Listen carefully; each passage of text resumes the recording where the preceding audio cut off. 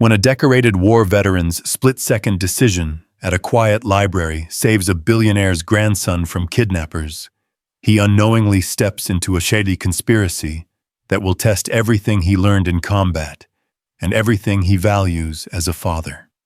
Welcome to a story of courage, betrayal, and unexpected family bonds. Stay with me until the very end to see how this incredible tale unfolds, and don't forget to comment what city you're watching from, so I can see how far this story has traveled across the world. The late afternoon sun filtered through the tall windows of Millbrook Public Library, casting long shadows across the worn wooden floors where children's laughter usually echoed during story time. But today, the children's section was quieter than usual, with only a handful of families scattered among the colorful reading nooks and toy-filled corners. Marcus Mac Ellis sat cross-legged on a small carpet, his 6-year-old daughter Zoe curled against his side, her tiny finger tracing the illustrations in a picture book about brave knights and magical kingdoms. At 34, Mac still carried himself with the rigid posture of his military days, though the sharp edges had softened somewhat in the 2 years since he'd traded his combat boots for the daily routine of single parenthood. "Daddy, do you think knights were really that brave?" Zoe asked, her voice barely above a whisper, as she pointed to an illustration of an armored warrior facing down a fearsome dragon. Mac's weathered hand smoothed her dark curls so much like her mother's that sometimes it took his breath away. "I think brave people come in all shapes and sizes, sweetheart. Knights, soldiers, teachers, doctors, even little girls who stand up for what's right." Zoe giggled softly, but her attention was already drifting to the activity happening near the library's back entrance. A maintenance worker in dark coveralls was kneeling beside one of the reading tables, apparently fixing a wobbly leg. Nothing unusual about that, except something in Mac's peripheral vision triggered an alarm that had kept him alive through 3 tours in Afghanistan. The man's movements were wrong, too fluid, too aware of his surroundings. Mac had seen that kind of hypervigilance before, in soldiers on patrol, in operatives, conducting surveillance, in predators hunting prey. "Stay right here, baby," Mac murmured to Zoe, gently extracting himself from their reading nest. "Daddy needs to check something." Zoe looked up with those impossibly blue eyes that mirrored her mother's. "Is everything okay?" "Everything's fine," Mac lied smoothly, the way he'd learned to do when deployment dates got extended or when nightmares woke him at 3 a.m. "Just keep reading about those brave knights." Mac rose to his feet with the controlled grace of someone who'd learned to move silently through hostile territory. The maintenance worker was now standing near a small boy who couldn't have been more than 7 years old. The child sat alone at a corner table, an expensive leather backpack beside him, and what looked like a private school uniform, suggesting wealth that didn't typically frequent the public library. The boy looked uncomfortable, shifting nervously as the fake maintenance worker leaned closer, pointing toward the back exit, with what appeared to be casual conversation. But Mac could see the child's body language, the way his small shoulders hunched, how his hands gripped the edge of the table, the quick glances toward the main part of the library, as if searching for help. Every instinct Mac had developed in combat zones screamed danger. "Hey there!" Mac called out, his voice carrying the friendly authority that had made him effective with both his soldiers and his daughter. "Everything all right over here?" The maintenance worker's head snapped up, and Mac caught a flash of something that definitely wasn't friendly helpfulness. Cold eyes, a momentary tightening around the mouth, the subtle shift in posture that spoke of someone caught off guard. "Just explaining to the young man here that we need to evacuate this section for a few minutes," the man said, his voice carrying a slight accent Mac couldn't quite place. "Chemical leak from the heating system. Safety protocols, you understand." Mac's eyes swept the area. No other maintenance personnel. No warning signs. No smell of chemicals or any other indication of a problem. The man's coveralls were clean, too clean, for someone who'd actually been working on building systems. Chemical leak. Mac stepped closer, positioning himself between the fake worker and the boy. That's strange. I don't see any other staff evacuating people. Shouldn't the whole library be notified? The boy looked up at Mac with wide, frightened eyes. He said my mom was waiting outside for me, the child whispered. But my mom isn't supposed to pick me up until 5:30. Mac's blood went cold. Every protective instinct he'd developed as both a soldier and a father roared to life. This wasn't maintenance work, this was an abduction in progress. What's your name, buddy? Mac asked the boy, never taking his eyes off the fake maintenance worker. Theodore, the child said quietly, but everyone calls me Theo. Well, Theo, why don't you come stand over here with me while this gentleman explains exactly which chemical is leaking and where? Mac's voice remained calm, but there was steel underneath that anyone with experience would recognize as a warning. The maintenance worker's hand moved toward something concealed beneath his coveralls. Mac didn't wait to see what it was. Years of combat training kicked in with devastating efficiency. Mac lunged forward, his left hand clamping down on the man's wrist, while his right struck the pressure point just below the fake worker's ear. The would-be kidnapper crumpled, but not before Mac heard him speak rapidly into a concealed radio device. Code red package is compromised. Repeat package is compromised. Mac's mind raced.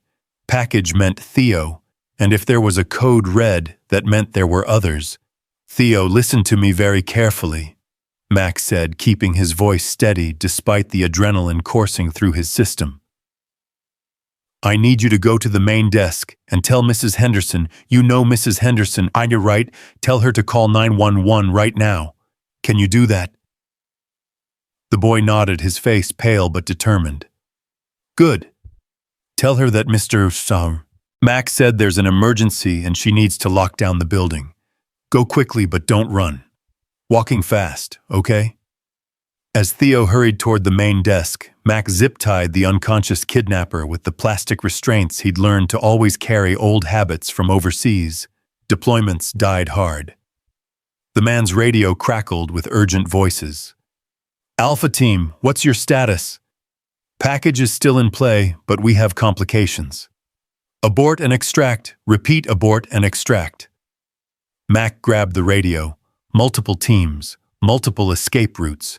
This wasn't some random crime of opportunity. This was a coordinated operation with serious resources behind it. Zoe. Mac called out, his parental panic finally breaking through his tactical focus. His daughter appeared from behind the reading corner, her book still clutched in her small hands. Daddy, why is that man sleeping on the floor? He's not feeling well, sweetheart. We need to get you somewhere safe right now. Mac scooped Zoe into his arms, his mind calculating exit routes and potential threats. Through the large front windows, he could see a black SUV parked across the street, engine running, tinted windows, positioning that would allow quick access to multiple escape routes. The library's front entrance chimed as two more men in coveralls entered. Mac cursed under his breath. They were boxed in. Mrs. Henderson, Mac shouted toward the main desk. Lockdown now. The elderly librarian, bless her quick thinking, immediately hit the panic button that would seal the main entrances and alert police. But Mac knew it would take time for help to arrive, and these people had clearly planned for contingencies. Daddy, I'm scared, Zoe whispered against his neck. I know, baby. But remember what we practiced. When Daddy uses his soldier voice, what do you do? Listen and obey, no questions, Zoe recited, though her voice trembled. That's my brave girl. Mac carried Zoe toward the back of the library, away from the new arrivals, who were now arguing with Mrs. Henderson at the front desk. They needed a defensible position with multiple exit options. The old library had been built in the 1920s, with thick walls and numerous alcoves that could provide cover. "Theo," Mac called softly as they passed the children's section. The boy emerged from behind the circulation desk where Mrs. Henderson had hidden him. His face was streaked with tears, but he was trying to be brave. "Come with us, buddy. We're going to play a game called Stay Safe until the police get here." Mac led both children to the library's local history section, a rarely used area in the back corner with heavy wooden shelves that could serve as both concealment and cover. The space had two exits, one leading to the main library and another that opened into the building's old fallout shelter, a relic from the Cold War that the library still used for storage. "Okay, team," Max said, setting Zoe down and kneeling to both children's level. "Here's what we're going to do. We're going to play hide and seek with some people who aren't very nice. Theo, you're going to hold Zoe's hand and stay right behind me. If I tell you to run, you both go through that door." He pointed to the fallout shelter entrance. "And you keep going until you find the way out. Don't stop, don't look back. Just run until you find a police officer or someone you trust." "What about you, Daddy?" Zoe asked. Mac's heart clenched. "Daddy's going to make sure those not nice people can't follow you. But I'll be right behind you, I promise." It was a promise he hoped he could keep. The sounds from the main library were growing more urgent. Raised voices, the scraping of furniture being moved, Mrs. Henderson's protests growing fainter, as she was likely being restrained or moved. Mac checked his phone, no signal. They were jamming communications, another sign of serious operational planning. "Mr. Mac," Theo's voice was barely audible. "Those men, they knew my name. They knew about my mom's schedule. How did they know that—" Mac felt ice form in his chest. This wasn't a random kidnapping. Someone with inside information about this child's life had orchestrated this operation. Someone who knew Theodore would be at the library today alone at exactly this time. "Theo, I need you to think very carefully. Who knows your schedule? Who knows you come to the library on Thursday afternoons?" The boy's face scrunched up in concentration. "My mom, my Nana, Mr. Jensen. He's my bodyguard, but he's sick today. Mrs. Parker, who drives me sometimes. And—" his eyes widened. "And Mr. Pierce, he's the one who told Mom that Mr. Jensen should stay home today because he had that flu thing." Mac's tactical mind processed this information quickly. Inside job. Someone named Pierce had specifically arranged for the boy's regular protection to be absent today. This wasn't just kidnapping, this was betrayal from within the child's own circle. Heavy footsteps echoed through the library. Multiple sets moving with purpose rather than the casual gait of people browsing books. They were conducting a systematic search. "Zoe, Theo," Mac whispered. "Remember the game we're playing. No matter what you hear, no matter what happens, you stay quiet until I say it's safe, or until I tell you to run. Understand?"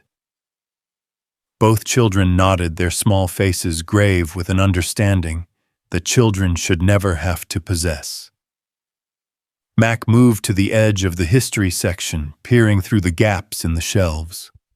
3 men, all in maintenance coveralls, all carrying equipment that definitely wasn't for fixing library heating systems. Professional gear, communications equipment, and at least one was carrying what looked like a tranquilizer gun meant to subdue, not kill. They wanted Theodore alive and unharmed. That gave Mac a tactical advantage. They couldn't risk collateral damage or excessive noise that might attract attention from outside. But it also meant they were professionals who would adapt quickly to changing circumstances. "Theodore Whitfield," one of the men called out. "We know you're here, son. Your grandmother sent us to bring you home safely. There's been a security threat at your house and we need to get you somewhere secure." Mac's eyebrows rose. Whitfield. Even in a small town like Millbrook, everyone knew that name. Theodore Whitfield, the transportation magnate whose company had built half the railways in the northeastern United States. Her late daughter had been married to some European businessman who died in a plane crash years ago, leaving behind a young son. Theodore Whitfield wasn't just any child, he was the heir to a billion-dollar empire. "I know you're scared," the man continued, his voice taking on a false warmth that made Mac's skin crawl. "But we're here to help. Mr. Pierce sent us personally. You remember Mr. Pierce, don't you? He works with your grandmother." Theo pressed closer to Mac, his small body trembling. "That's the man I told you about," he whispered. "But something's wrong. Nana always sends Mr. Jensen, and she always calls me first to tell me what's happening." Smart kid. Mac was impressed by the boy's presence of mind, despite his obvious terror. The footsteps were getting closer. Mac made a decision that every parent would understand, and every soldier would recognize. Sometimes you have to take the fight to the enemy to protect the innocent. "Stay here," he breathed to the children. "If shooting starts, you run. Don't wait for me, just run." Mac slipped between the shelves like a ghost, using skills he'd hoped never to need again in civilian life. The first kidnapper was methodically checking each aisle, his attention focused on ground level, where a child might be hiding. He never saw Mac coming. A sleeper hold applied correctly renders someone unconscious in seconds without permanent damage. The man dropped silently, his radio clattering to the floor. Mac grabbed it, and the tranquilizer gun checking the device's remaining ammunition, 6 darts loaded with enough sedative to drop an adult, let alone a child. "Baker, report," came a voice through the radio. Mac keyed the mic, pitching his voice low and gravelly. "Clear in Section 3, moving to 4. "Copy. Alpha team is in position outside. We have visual on local law enforcement approaching. ETA 3 minutes. 3 minutes. Mac could work with 3 minutes. The second kidnapper was more cautious, moving with the practiced awareness of someone who'd done this before. Mac shadowed him through the stacks, waiting for the right moment. When the man bent to check beneath a reading table, Mac struck again. 2 down, 1 to go. The third man was smarter than his partners. When they failed to report in, he didn't call out or continue the search. Instead, he moved toward the back of the library, with purposeful steps, his own radio crackling with updates from the team outside. "Police are setting up a perimeter. We need that package now, or we abort." Mac found himself in a game of lethal hide-and-seek with a professional who clearly had military or law enforcement training. The man moved too well, anticipated too much, positioned himself too smartly for this to be his first operation. But Mac had advantages the kidnapper didn't know about. He knew this library better than they did, had spent countless hours here with Zoe over the past 2 years. He knew which floorboards creaked, which aisles offered the best sightlines, and which sections would muffle sound. More importantly, he was fighting for his daughter and an innocent child while they were fighting for money. The difference in motivation made all the tactical difference in the world. Mac used that knowledge, now guiding the kidnapper away from the children's hiding spot and into the library's central atrium, where the old building's acoustics would work against concealment. When the man finally revealed himself, checking the main circulation desk area, Mac was ready. The tranquilizer dart caught him in the neck before he could raise his own weapon. 3 down. Mac keyed the radio. "Package secured. Moving to extraction point Alpha." "Negative," came the immediate response. "Package comes to us or Alpha team moves in hard." Through the library's front windows, Mac could see the black SUV still idling across the street, and now he could make out at least 2 more figures moving in the shadows of the surrounding buildings. The radio chatter suggested they had overwatch positions and were prepared for a prolonged standoff. But they hadn't counted on local law enforcement responding as quickly as they had. Mac could hear sirens now growing closer. And from the increasingly urgent tone of the radio traffic, the kidnappers were running out of time and options. All teams prepare for abort sequence. Cleanup protocol is now in effect. Mac's blood ran cold. Cleanup protocol in operations like this usually meant eliminating witnesses and evidence. They were about to turn this from kidnapping to multiple homicide. "Zoe, Theo," Mac called out. "We're leaving right now." He sprinted back to the history section, where both children waited with wide, frightened eyes. Zoe launched herself into his arms, while Theo grabbed his hand with desperate strength. "The fallout shelter now," Mac ordered, leading them through the concealed door that most library patrons never noticed. The underground space was musty and filled with old furniture and document storage, but it connected to a tunnel system that had been built during the Cold War to connect several downtown buildings. Mac had explored these tunnels with Zoe during one of their library adventures, never imagining he'd need that knowledge to save their lives. Behind them, Mac could hear the distinctive sound of flashbang grenades detonating in the main library. The kidnapping team was covering their retreat with devices designed to disorient anyone in pursuit. Mrs. Henderson Mac prayed the elderly librarian had found adequate cover. "This way," Mac whispered, leading the children through the dimly lit tunnel system, toward an exit he remembered in the basement of the old courthouse 2 blocks away. As they moved through the underground passages, Theo spoke up in a small, scared voice. "Mr. Mac, why did those men want to take me?" Mac considered his answer carefully. The boy deserved honesty, but he was also 7 years old and traumatized.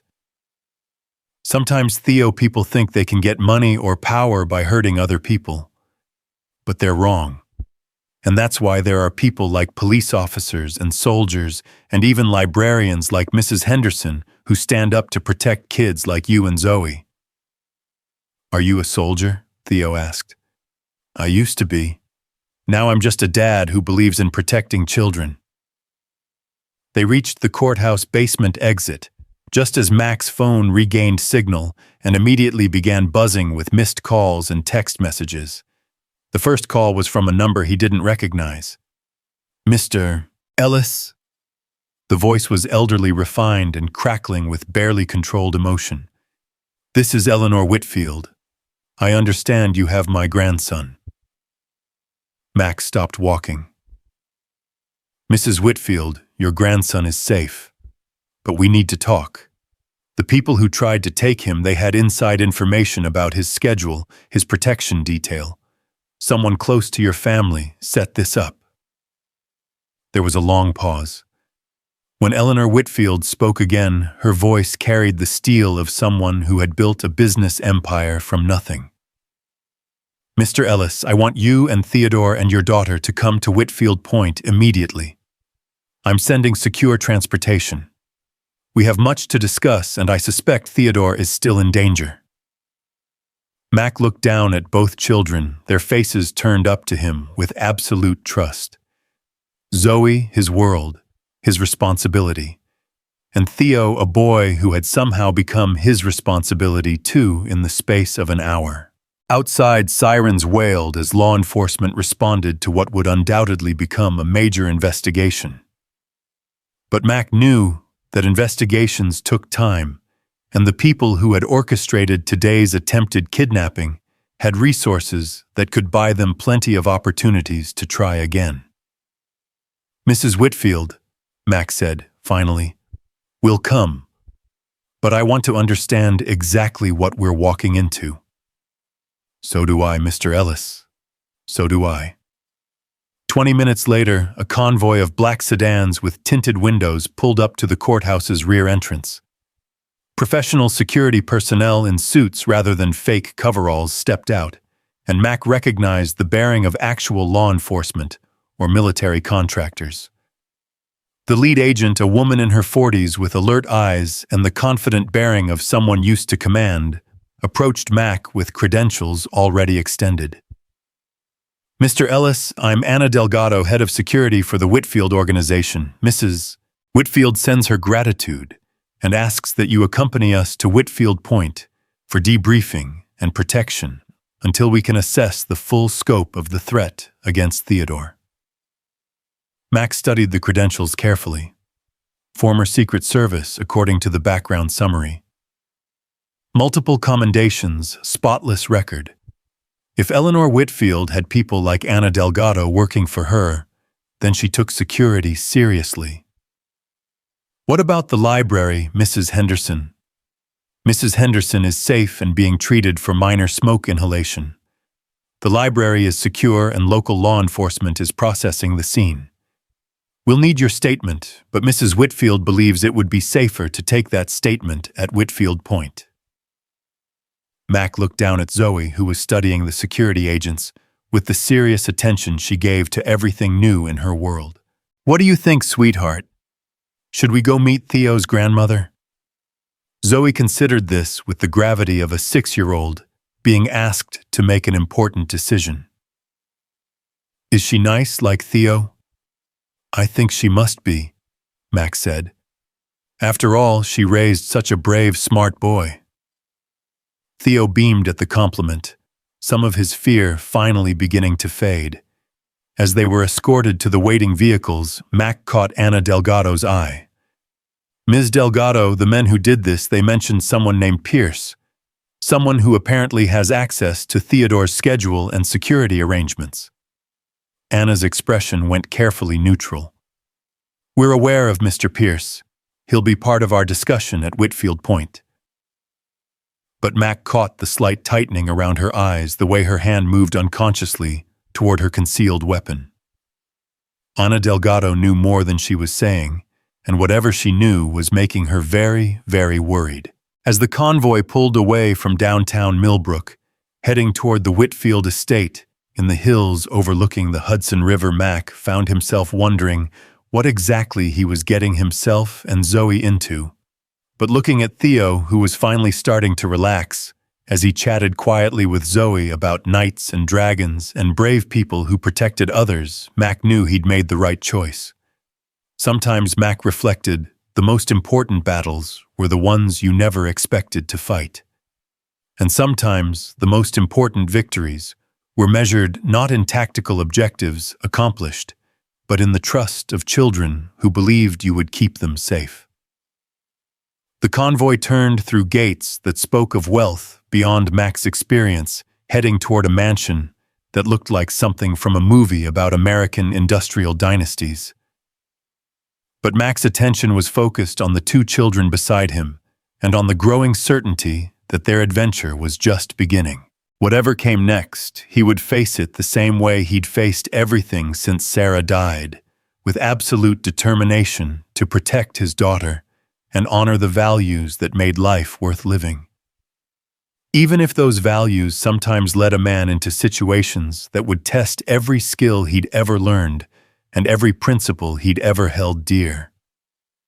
The wrought iron gates of Whitfield Point opened with silent precision, revealing a winding drive that cut through manicured grounds where ancient oak trees stood sentinel over rolling lawns that seemed to stretch endlessly toward the Hudson River. Mac had seen wealth before. Military contractors lived well, and some of his fellow veterans had landed lucrative private security jobs, but this was something else entirely. This was the kind of generational wealth that built universities and named hospital wings.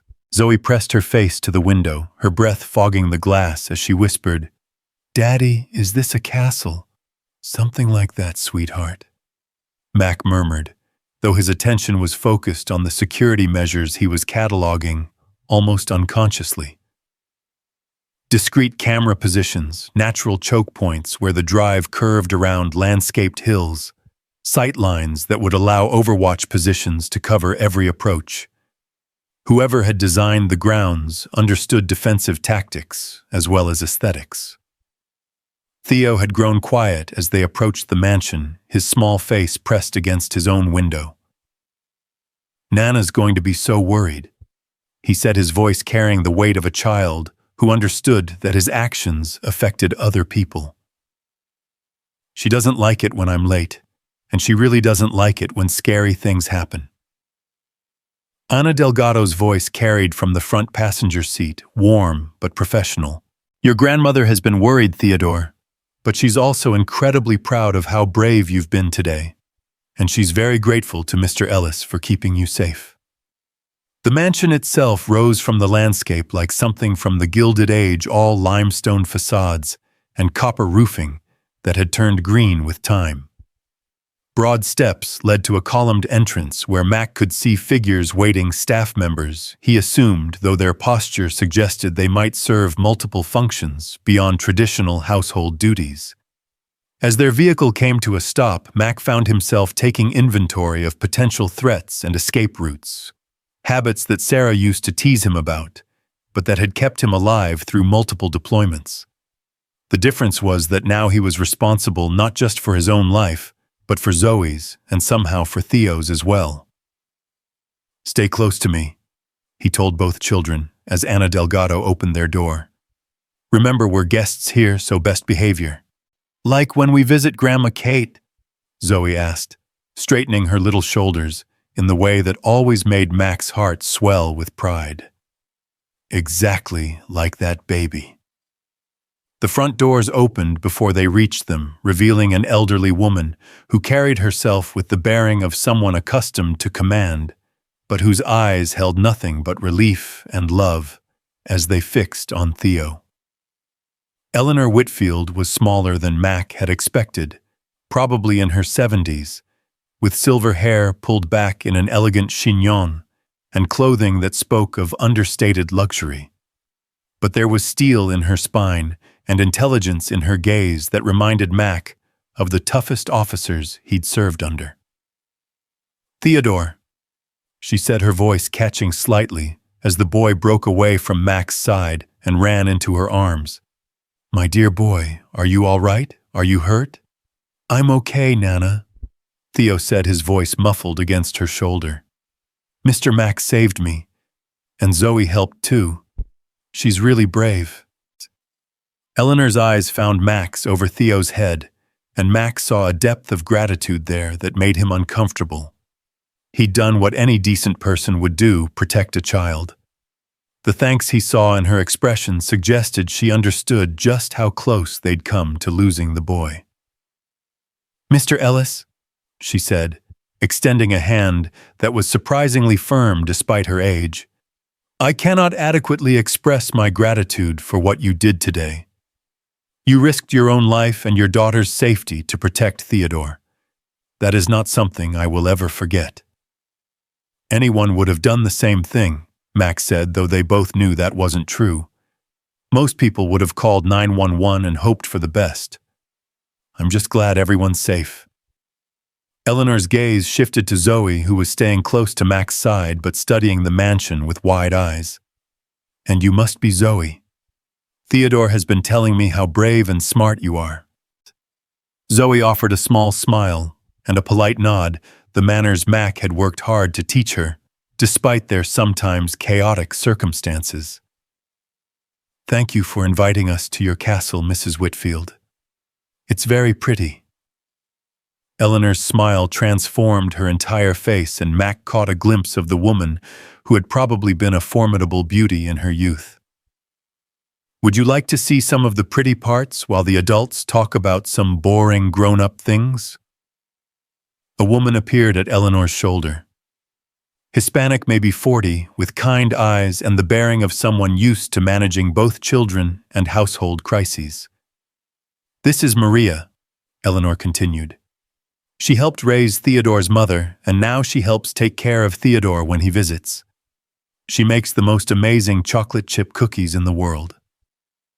Zoe's eyes lit up. She had inherited her mother's sweet tooth, but she looked to Mac for permission before responding. The small gesture of checking with him first made Mac's chest tight with pride and love. It's okay, sweetheart. Stay with Maria and Theo, and I'll come find you in a little while. As the children were led deeper into the mansion, chattering about cookies and castles, Eleanor gestured for Mac to follow her in a different direction. Ana Delgado fell into step behind them, and Mac noticed that other figures, security personnel, clearly had taken position that would allow them to monitor all approaches to whatever room they were heading toward. Eleanor led them through a series of hallways lined with oil paintings and antique furniture that Mac suspected was worth more than he'd make in several lifetimes, finally arriving at what appeared to be a study or library. Floor-to-ceiling bookshelves, a massive desk that looked like it had been carved from a single piece of mahogany, and tall windows that offered commanding views of the Hudson River Valley. "Please sit," Eleanor said, settling behind the desk, with the ease of someone who had conducted important business from that chair for decades. "Anna, would you brief Mr. Ellis on what we know so far?" Anna Delgado took a seat across from Mac, her expression grave. "The 3 men you neutralized at the library have been identified. Professional contractors, likely ex-military with connections to several organizations that specialize in corporate espionage and specialized extraction services." "Extraction services," Mac repeated. "That's a polite way of saying kidnapping." "Among other things, yes. They were well-funded, well-informed, and well-equipped. This wasn't an opportunistic crime, it was a carefully planned operation with significant resources behind it." Eleanor leaned forward, her hands clasped on the desk surface. "Mr. Ellis, I need you to understand something about our family's situation. Whitfield Industries is more than just a transportation company. We hold contracts with the Department of Defense, we're involved in infrastructure projects that affect national security, and we have business relationships that extend far beyond American borders." Mac was beginning to get a clearer picture of what he'd stumbled into. "You're saying Theo wasn't targeted for ransom money?" "Oh, money was certainly part of it," Anna interjected. "But more likely Theodore was being taken to be used as leverage against Mrs. Whitfield, against the company, against decisions that affect billions of dollars in government contracts. And you believe someone with inside access to your family provided the information that made today's operation possible." Eleanor's expression hardened. "Pierce Langley.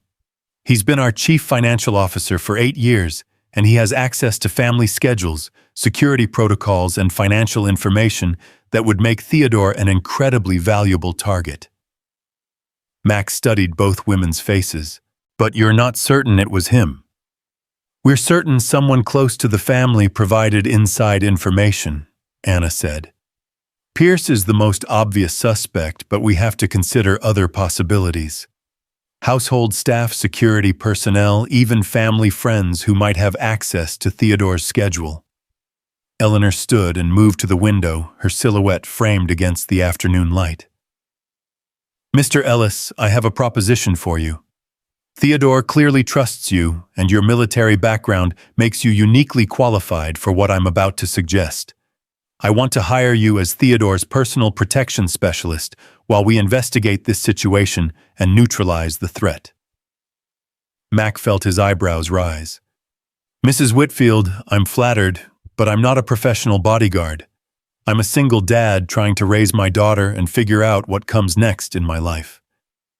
"Which is exactly why you're perfect for this job," Eleanor said, turning back to face him. "Theodore needs protection, yes, but he also needs normalcy. He needs someone who understands what it's like to be responsible for a child's safety and happiness. Someone who won't treat him like a package to be delivered, but like a little boy who deserves to feel secure and loved." Anna leaned forward in her chair. "The truth is, Mr. Ellis, we don't know who we can trust right now. Our regular security protocols have been compromised. But you've already proven that you'll put yourself at risk to protect Theodore, and you did it for no reason other than it was the right thing to do." Mac thought about his small apartment in downtown Millbrook, his part-time job at the hardware store that barely covered their expenses, the constant worry about Zoe's future, and his own ability to provide for her the way Sarah would have wanted. Then he looked around Eleanor Whitfield's study with its obvious wealth and equally obvious problems. What exactly would this job entail? Eleanor returned to her desk, pulling out a folder that she slid across to him. Live here at Whitfield Point with Zoe. Provide close personal protection for Theodore during his visits. He splits his time between here and his boarding school in Connecticut. Help Anna's team investigate the security breach and identify who's behind the threats. And most importantly, give Theodore the chance to be a normal little boy who happens to have someone watching over him who actually cares about his well-being. Mac opened the folder and nearly choked on the salary figure listed on the first page. It was more money than he'd made in any 3 years of his adult life, with benefits that included health insurance, housing, and educational provisions for Zoe that would set her up for life. This is too much, he said quietly. It's exactly what it's worth, Eleanor replied firmly. Theodore's life is priceless to me, Mr. Ellis. His safety and happiness are worth any amount I might pay.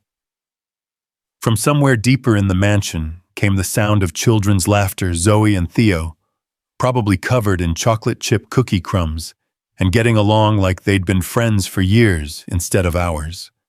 The sound made Mac think about all the times Zoe had asked why they couldn't live in a house with a yard where she could have a dog, or why other kids got to go to summer camps while she spent her days at the hardware store with him. There's something else you should know. Anna said, her voice careful. The men who tried to take Theodore today, they weren't working alone. We have intelligence suggesting that this was the first of multiple planned operations. If today had succeeded, it would have been followed by additional actions against other members of the Whitfield family. You're saying this isn't over? We're saying this was just the beginning, Eleanor confirmed, which is why I need someone I can trust completely, someone who's already proven that they'll fight for Theodore's safety. Mac closed the folder and looked out the window toward the Hudson River, where the afternoon sun was casting long shadows across the water. In the distance, he could see boats moving up and down the river, commerce continuing, life going on, people pursuing their own dreams and facing their own challenges. If I do this, he said finally, I need to understand the rules. Zoe's safety comes first, always. If there's ever a situation where I have to choose between protecting her and protecting Theo, then you protect Zoe, Eleanor said immediately. Theodore would want that too. He's already told me how much he likes her and how brave she was today. And I need to know everything. No secrets about the threats you're facing, no information held back because you think I don't need to know it. If I'm going to keep that boy safe, I need to understand exactly what we're up against. Anna nodded. Agreed. Full transparency on all security matters. Mac stood and walked to the window himself, looking out over grounds that could easily hide a dozen different threats. But they could also hide a dozen different defensive positions, and the mansion itself was built like a fortress disguised as a home.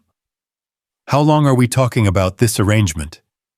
Until we've identified and neutralized the threat, Eleanor said. Could be weeks, could be months. I hope it won't be longer than that. From the hallway outside came the sound of running feet and excited voices. The door burst open, and Zoe appeared, her face flushed with excitement and cookie crumbs on her cheek. Daddy, you have to see Theo's room. He has a castle bed and books about dragons and a window that looks out over the whole world. Behind her, Theo appeared with Maria, looking happier than he had since Mac first saw him at the library. Mr. Mac, can Zoe stay for dinner? Maria makes the best spaghetti, and she said she'd teach us how to make pasta shapes like flowers. Mac looked at his daughter's bright, excited face, more animated than he'd seen her in months. Then he looked at Theo, who was practically bouncing with the kind of energy that came from feeling safe and having a new friend to share adventures with. What do you think, Zoe? Would you like to stay for dinner? Can we, Daddy? Please, Theo said there's a library with more books than we could read in a whole year, and Maria said she'd show us the garden where they grow strawberries. Mac caught Eleanor's eye, and saw understanding pass between them. This wasn't just about a job or about money or even about security. This was about two children who had found friendship in the midst of danger, and about adults who had the power to give those children a chance at something better than they'd had before. "Mrs. Whitfield," Mac said, formally extending his hand, "you have a deal, but I want it understood that if at any point I believe this situation is putting Zoe at risk, we're gone." "Understood," Eleanor replied, shaking his hand with a grip that reminded him she'd probably negotiated deals worth hundreds of millions of dollars from behind that desk. "Anna will brief you on our current security protocols and threat assessments. Maria will show you and Zoe to your quarters, and Pierce Langley will be joining us for dinner tonight." Mac's eyes sharpened. "You're bringing the prime suspect to dinner with the children." "I'm bringing a trusted employee to dinner with his employer," Eleanor corrected. "If Pierce is involved in this conspiracy, the best way to flush him out is to let him think his plan is still viable. If he's innocent, then we need his help to identify who is responsible." Anna stood, her expression grim. Either way, tonight should be very revealing. As they prepared to leave the study, Eleanor called Mac back. "One more thing, Mr. Ellis. Theodore has been through a terrible trauma today, but he's shown remarkable resilience. I suspect that has something to do with having met you and Zoe. Children have a way of rising to meet the expectations we set for them." "Theo's a good kid," Mac said simply.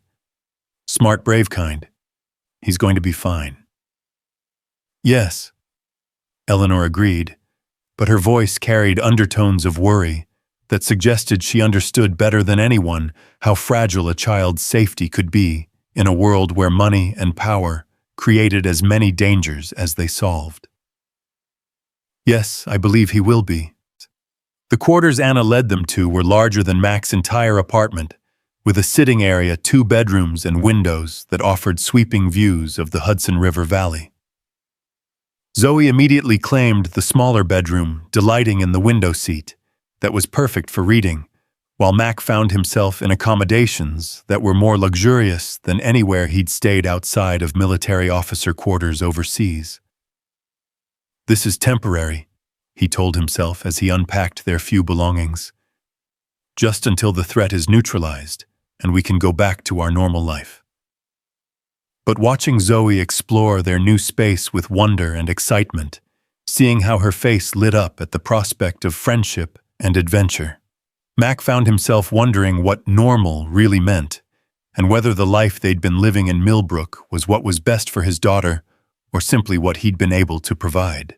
Evening came with a golden light that turned the Hudson River into a ribbon of molten metal, and Mac found himself dressing Zoe in her best dress, a simple blue thing that Sarah had bought for her before she died, for dinner with people whose casual clothes probably cost more than his monthly salary. "Do I look okay, Daddy?" Zoe asked, smoothing the dress with careful hands. "You look perfect, sweetheart. Like a princess who's also ready for adventure." Theo appeared at their door wearing a button-down shirt and khakis, his hair neatly combed but his eyes bright with excitement. "Nana said we're eating in the small dining room tonight because it's more friendly for children, and she said Mr. Pierce is coming so we can tell him about our adventure at the library." Mac felt every protective instinct he possessed go on high alert. "Theo, when we meet Mr. Pierce, I want you to stay close to me or to your grandmother, okay? Sometimes adults need to have grown-up conversations, and it's important for children to listen carefully." The boy's face grew serious with the kind of understanding that made Mac's heart ache. Children shouldn't have to learn to be suspicious of adults, but sometimes survival required uncomfortable lessons. Dinner was served in what Eleanor had called the small dining room, though it was still large enough to seat 20 people around a polished table that reflected the light from an antique chandelier. The food was excellent. Maria had indeed made pasta with flower-shaped noodles, much to the children's delight, but Mac found his attention focused on Pierce Langley from the moment the man entered the room. Langley was perhaps 50, with the kind of polished appearance that spoke of expensive tailoring and regular workouts. His handshake was firm, his smile warm, and his manner with the children was appropriately avuncular. Everything about him suggested competence, trustworthiness, and genuine care for the Whitfield family's welfare, which made Mac's instincts scream danger. "Theodore," Pierce said, settling into his chair with practiced ease, "I heard you had quite an adventure today. I'm so sorry I wasn't available when the emergency call came in.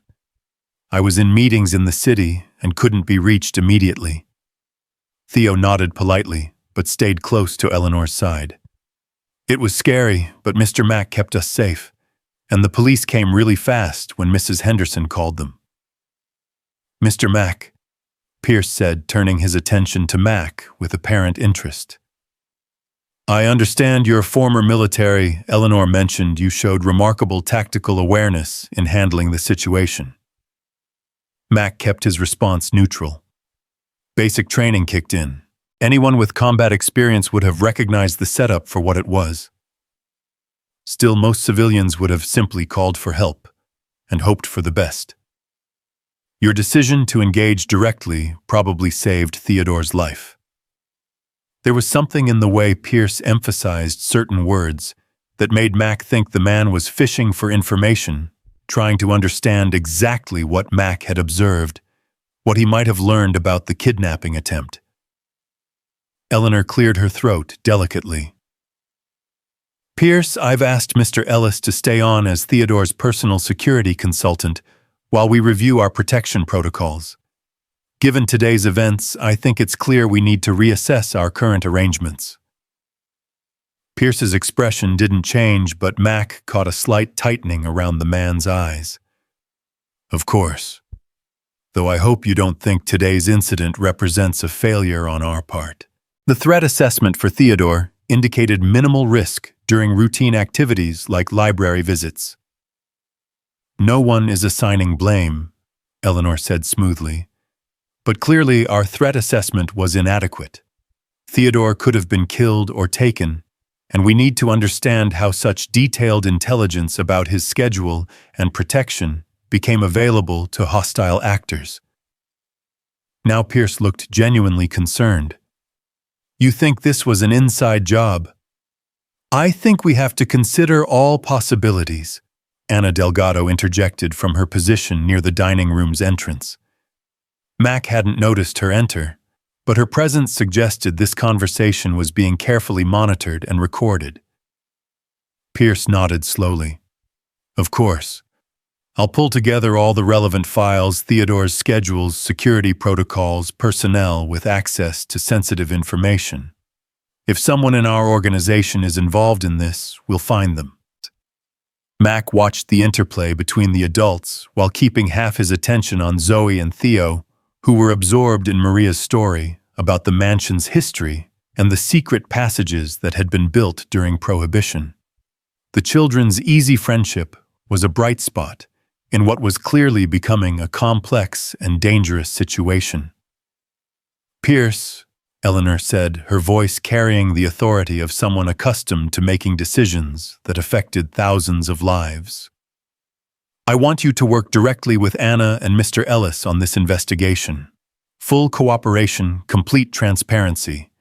If there are traitors in our organization, I want them identified and dealt with appropriately." "Absolutely," Pierce agreed. "Though I have to say the sophistication of today's operation suggests we might be dealing with external actors who have found ways to gather intelligence about our operations. Corporate espionage is a significant threat in our industry." Mac found himself studying Pierce's body language, his tone of voice, the way he positioned himself in relation to the others in the room. Everything about the man suggested sincerity and competence, but Mac had learned in Afghanistan that the most dangerous enemies were often the ones who appeared most trustworthy. As dinner wound down and Maria prepared to take the children upstairs for baths and bedtime stories, Pierce made his excuses about early meetings and headed for the door. but he paused beside Mac's chair, leaning down as if to offer a private word. "Mr. Ellis, I want you to know that I think Eleanor made an excellent choice in hiring you. Theodore needs someone who understands that protection isn't just about tactical responses, it's about helping a child feel secure enough to be a child." Mac met Pierce's eyes directly. "That's exactly what I intend to do." "I'm sure you will. And if there's anything I can do to help with Theodore's security, or your transition to working with our organization, please don't hesitate to ask." After Pierce left, Eleanor and Anna remained in the dining room with Mac, while Maria took the children upstairs. The atmosphere immediately became more serious, more focused. "Initial impressions?" Anna asked. Mac considered his words carefully. "He's smooth, professional, said all the right things, which could mean he's innocent and genuinely concerned about Theo's safety, or it could mean he's very good at playing a role." Eleanor poured herself a glass of wine, her movements precise but thoughtful. "Pierce has been with us for 8 years. He's been involved in sensitive business decisions, he's had access to family information, and he's been trusted with Theodore's welfare on multiple occasions. All of which would make him either the perfect person to help protect Theo, or the perfect person to betray that trust," Mac observed. "Exactly," Anna said grimly, "which is why we need to move carefully. If Pierce is innocent, false accusations could destroy his career and damage his family. If he's guilty, tipping him off could put Theodore in even more danger." Mac thought about the children upstairs, probably splashing in oversized bathtubs and listening to Maria's stories about brave knights and clever princesses. Zoe had been so excited about their new adventure, so thrilled to have found a friend like Theo. The idea that her happiness might be built on a foundation of danger and deception made his chest tighten with familiar anxiety. "What's the plan for tomorrow?" Eleanor consulted a leather-bound planner. "Theodore has tutoring sessions in the morning. He's homeschooled when he's here rather than at his boarding school. I thought perhaps Zoe might join him for some of the lessons. Our tutor, Mrs. Chen, is excellent with children and always adapts her methods to different learning styles." Mac nodded. "Zoe would love that. She's been worried about missing school." "In the afternoon," Anna continued, "I want to walk the grounds with you, show you our security installations, and discuss threat assessment protocols. If you're going to be responsible for Theodore's safety, you need to understand how this property can be defended and what our contingency plans look like. And Pierce, we'll be here for a security meeting at 2 o'clock, Eleanor said. A chance for all of us to review what we know and plan our next steps." Mac stood suddenly feeling the weight of the day's events and the enormous responsibility he'd just accepted. "I should check on Zoe, make sure she's settling in okay." As he reached the dining room door, Eleanor called his name. "Mr. Ellis, thank you. Not just for today, but for giving Theodore something he's rarely had the chance to be, a normal little boy with a friend his own age. Whatever comes next, you've already given him something precious." Mac climbed the grand staircase toward the children's voices, thinking about Eleanor's words and about the strange turns life could take. This morning, he'd been a single father struggling to make ends meet and worried about his daughter's future. Tonight, he was living in a mansion responsible for protecting a billionaire's grandson and trying to identify a traitor who might be planning additional attacks. But listening to Zoe's laughter echoing through the halls of Whitfield Point, seeing her joy at new friendship and new adventures, Mac found himself thinking that maybe some changes, even dangerous ones, were worth the risks they brought. The question was whether he could keep both children safe while navigating whatever conspiracy had targeted the Whitfield family, and whether the trust Eleanor had placed in him was justified, or simply the desperate hope of a grandmother who'd nearly lost the most important thing in her world. Time would tell, Mac reflected, as he headed toward the sound of children's voices and Maria's gentle laughter. Time would tell. The morning light filtering through the tall windows of Whitfield Point carried a golden quality that made even the mansion's grand hallways feel warm and welcoming. Mac had been awake since dawn, old military habits died hard, and had spent the early hours walking the perimeter of the estate cataloging security features and potential vulnerabilities while the world was still quiet and peaceful. Now standing outside the breakfast room where he could hear Zoe and Theo chattering excitedly about their plans for the day, Mac felt the familiar weight of responsibility settling on his shoulders. But there was something else too, a sense of purpose he hadn't experienced since leaving the army. Protecting these children wasn't just a job. It was a mission that mattered in ways that went beyond paychecks and contracts. "Good morning, Mr. Mac," Theo called out as Mac entered the breakfast room. The boy was dressed in casual clothes but still maintained the impeccable manners that spoke of careful upbringing. "Zoe was telling me about the time you taught her to fish, and I was wondering if maybe we could try that sometime. I've never been fishing before." Zoe looked up from her plate of pancake syrup decorating the corners of her mouth in a way that made Mac's heart clench with familiar love. "Daddy's the best fisher in the whole world. He taught me how to be really quiet so the fish don't get scared, and how to be patient even when nothing happens for a long time. Fishing requires a lot of the same skills as being a good soldier," Mac said, settling into his chair and accepting a cup of coffee from Maria. "Patience, observation, understanding your environment.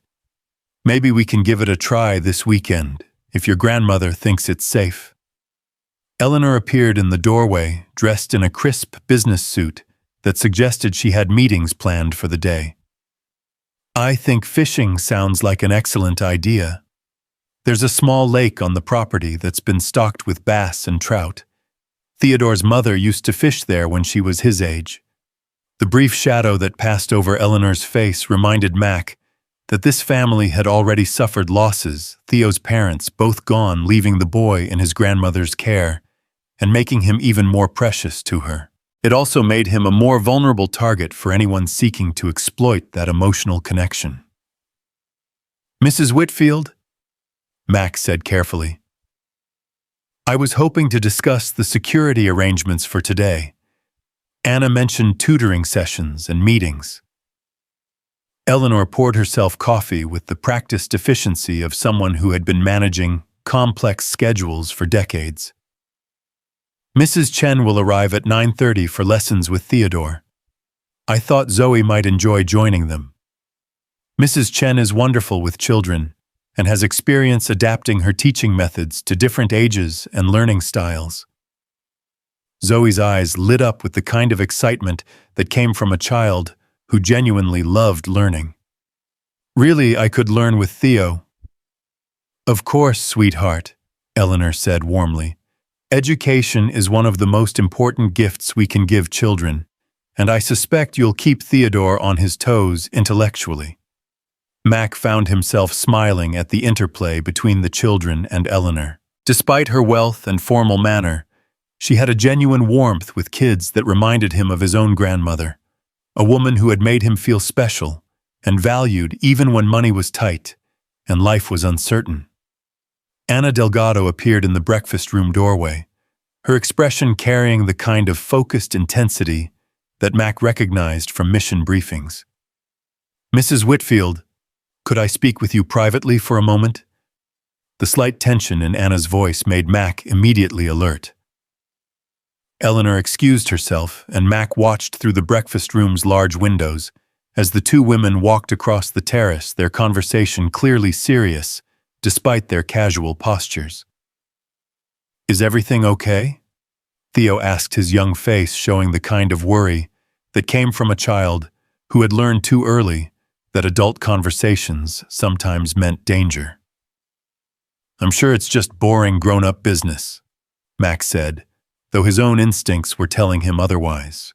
"Why don't you two finish your breakfast and get ready for your lessons? I'll check with Mrs. Chen about what subjects you'll be covering today."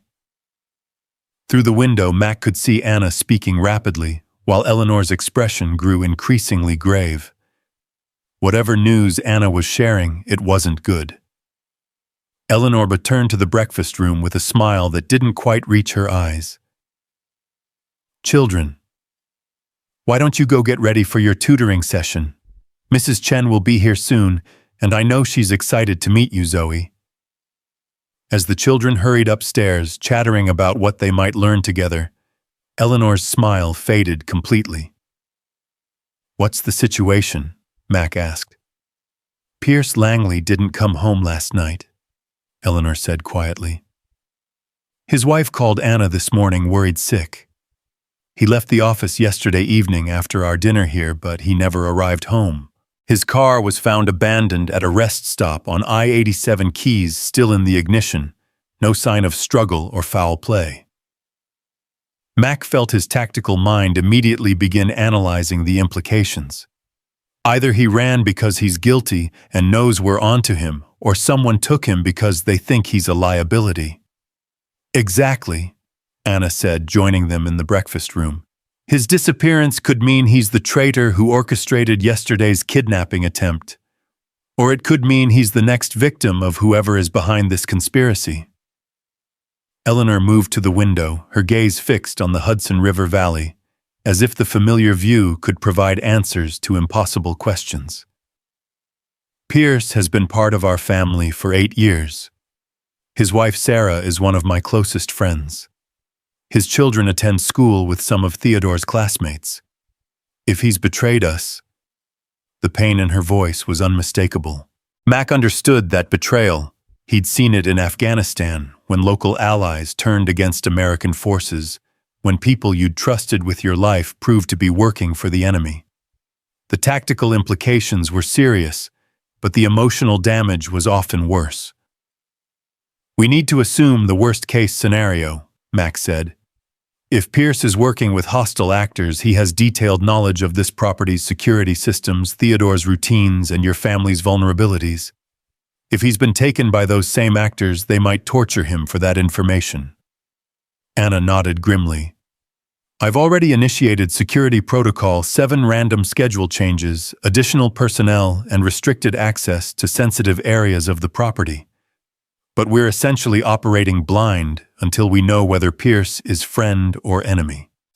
The sound of children's voices drifted down from upstairs, Zoe and Theo getting ready for their day with the kind of innocent excitement that made the adult conversation feel surreal.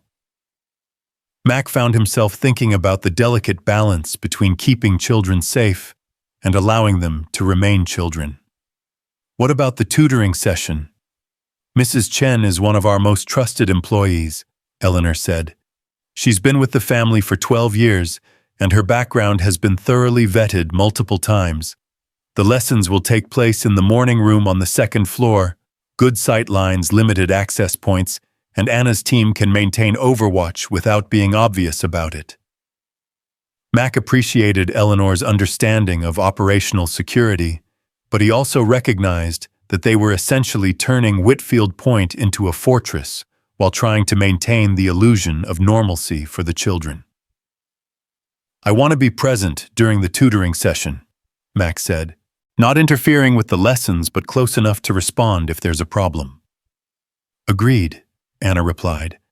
"And this afternoon's security meeting has been moved to 1400 hours. We need to reassess our threat matrix and develop contingency plans based on Pierce's disappearance." Mrs. Chen arrived precisely at 9:30, an elegant woman in her 50s with the kind of quiet confidence that came from decades of working with children from wealthy families. Mac watched her interactions with both Theo and Zoe, noting how quickly she adapted her teaching style to accommodate Zoe's different educational background while keeping both children engaged and challenged. The morning room had been transformed into an impromptu classroom with comfortable seating arranged around a low table covered with books, maps, and art supplies. Mrs. Chen had planned lessons that combined history, geography, and creative expression, exactly the kind of interdisciplinary approach that would keep young minds active and engaged.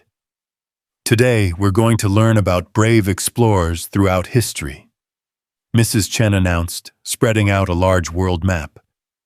People who went to places no one had been before, who faced dangers and uncertainties, but who kept going because they believed in their missions. Zoe's hand shot up immediately. Like Daddy when he was a soldier, he went to places that were dangerous to help people.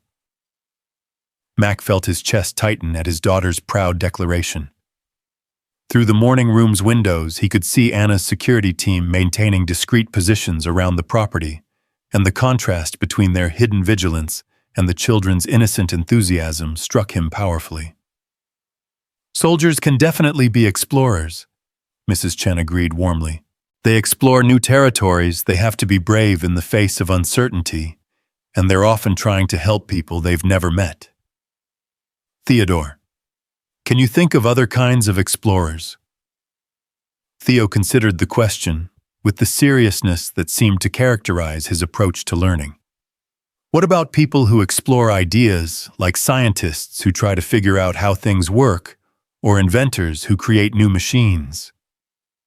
Mac found himself genuinely impressed by the boy's thoughtfulness. At 7 years old, Theo was already displaying the kind of intellectual curiosity that suggested he might grow up to be worthy of the Whitfield legacy if he lived long enough to inherit it. The lesson continued with Mrs. Chen guiding the children through stories of famous explorers from Lewis and Clark to Marie Curie to modern astronauts. Both kids were completely absorbed, asking questions and making connections that demonstrated real engagement with the material. But Mac's attention was divided between the classroom activities and the larger security picture. Through the windows, he could see groundskeepers who moved with the awareness of trained security personnel and delivery trucks that were being inspected far more thoroughly than normal packages would require. Whitfield Point was quietly transforming into a compound under siege. During a break in the lessons while the children worked on drawing maps of imaginary expeditions, Mrs. Chen approached Mac. Mr. Ellis, I wanted to tell you how wonderful it is to see Theodore so engaged today. Having Zoe here has brought out a side of him that we don't often see during his individual lessons. He's more confident, more willing to share his ideas. Mac glanced at the two children, heads bent together over their drawings, collaborating on what appeared to be a treasure map, complete with dangerous mountains and friendly dragons. Zoe's always been good at making friends. She has her mother's gift for bringing out the best in people. Mrs. Chen's expression softened. Theodore has had such a difficult time with friendships. The children at his boarding school, well, they come from similar backgrounds, but that doesn't always translate to genuine connection. There's something special about the bond he's formed with Zoe. Mac understood what she meant. Wealth and privilege could create barriers to authentic relationships, especially for children who were often viewed as prizes to be won, or connections to be cultivated, rather than simply as kids who wanted to play and learn and be accepted for who they were. The morning session concluded with both children proudly presenting their exploration maps to Mac and Mrs. Chen. Zoe had created an elaborate adventure featuring brave knights and clever princesses working together to find a magical library, while Theo had designed an expedition to discover new forms of sustainable energy that could help protect the environment.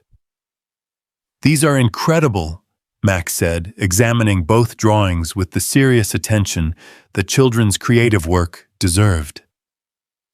"I can see you both put a lot of thought into your expeditions." As Mrs. Chen packed up her teaching materials, she mentioned that she would return the following week for regular sessions if the current arrangement continued to work well for both children.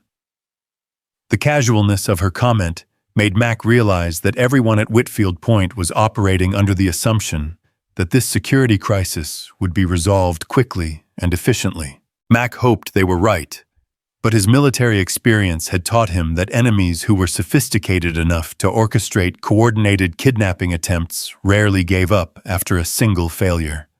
Lunch was served on the terrace overlooking the Hudson River, with both children chattering excitedly about their morning lessons and making plans for their afternoon activities. Eleanor joined them, bringing news that Pierce Langley's disappearance was being treated as a potential kidnapping by local law enforcement. His car showed no signs of struggle, Eleanor explained to Mac, while the children were distracted by a family of deer grazing on the distant lawn. But there were security camera images from the rest stop showing him speaking with someone in another vehicle before apparently leaving voluntarily. Mac felt his eyebrows rise. Voluntarily? That changes things significantly. It could mean he left willingly because he's part of the conspiracy, Anna said, joining them on the terrace.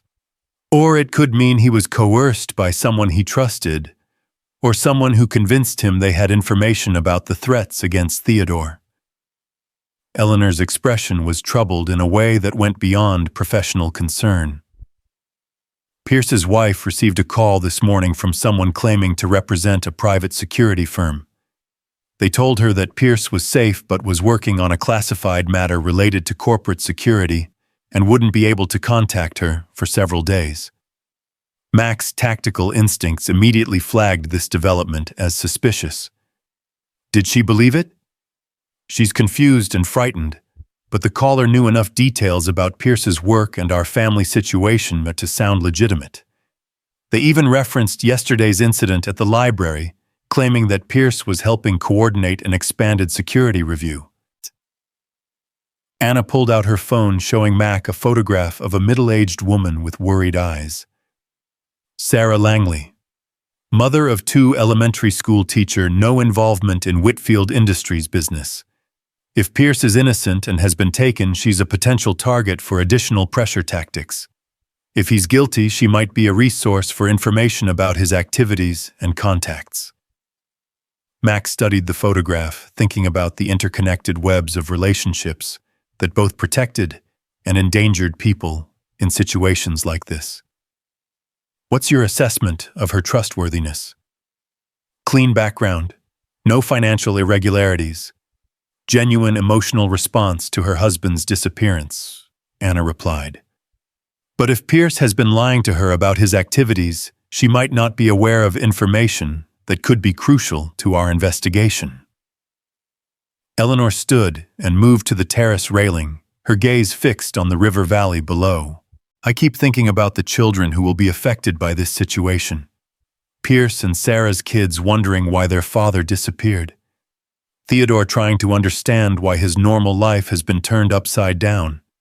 Even Zoe, who's been drawn into danger through no fault of her own. Mac followed her gaze toward where Zoe and Theo had moved to a grassy area near the garden, playing some kind of elaborate game that involved a lot of running and laughing. Their joy was infectious and heartbreaking, at the same time a reminder of what was at stake beyond corporate security and financial interests. Mrs. Whitfield, Mac said carefully, I need to ask you something directly. Is there any possibility that the threats against your family are related to specific business decisions or government contracts that might have created powerful enemies? Eleanor was quiet for a long moment, her hands gripping the terrace railing with enough force to whiten her knuckles. When she finally spoke, her voice carried the weight of someone who had made difficult decisions with far-reaching consequences.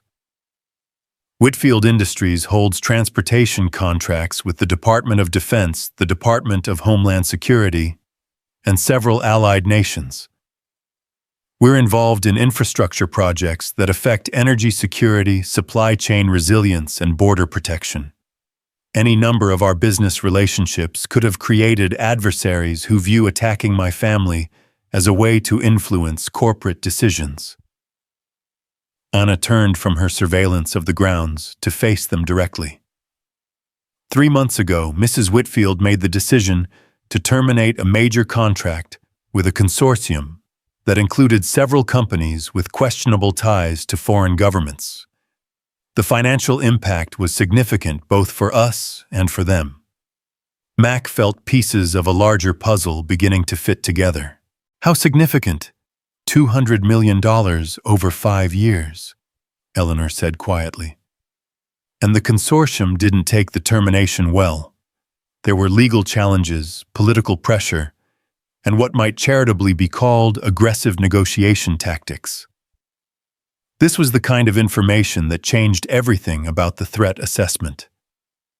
Mac's military experience had taught him that enemies with resources measured in hundreds of millions of dollars didn't limit themselves to simple kidnapping attempts.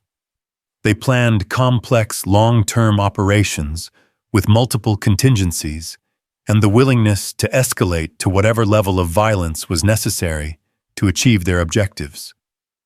"Why didn't you mention this connection earlier?" Eleanor's expression was pained but honest. "Because I hoped it wasn't connected. Because I wanted to believe that my business decisions wouldn't put Theodore at risk. Because admitting the connection means accepting that my choices may have made my grandson a target." Mac understood the guilt and self-doubt in her voice.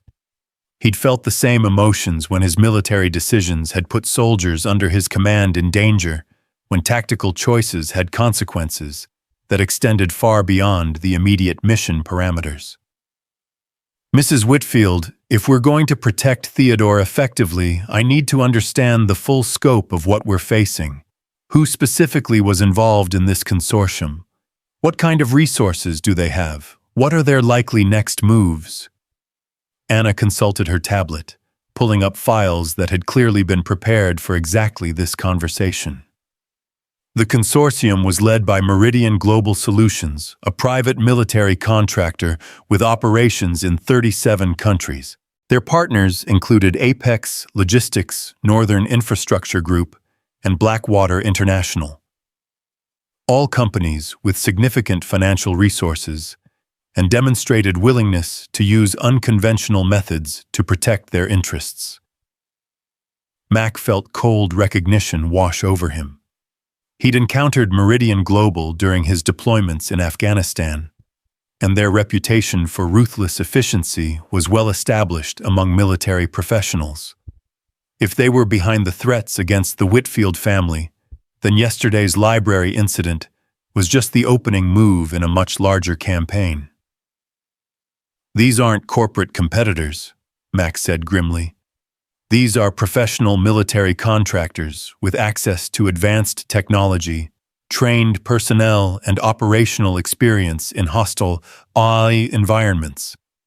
They're not going to give up after one failed kidnapping attempt." The implications hit Eleanor immediately. "You're saying Theodore is still in danger? Serious danger?" "I'm saying Theodore is a target in an asymmetric warfare campaign being conducted by professionals who have both the resources and the expertise to sustain operations over an extended period. They'll adapt their tactics, they'll exploit our vulnerabilities, and they'll escalate the level of violence if necessary to achieve their objectives."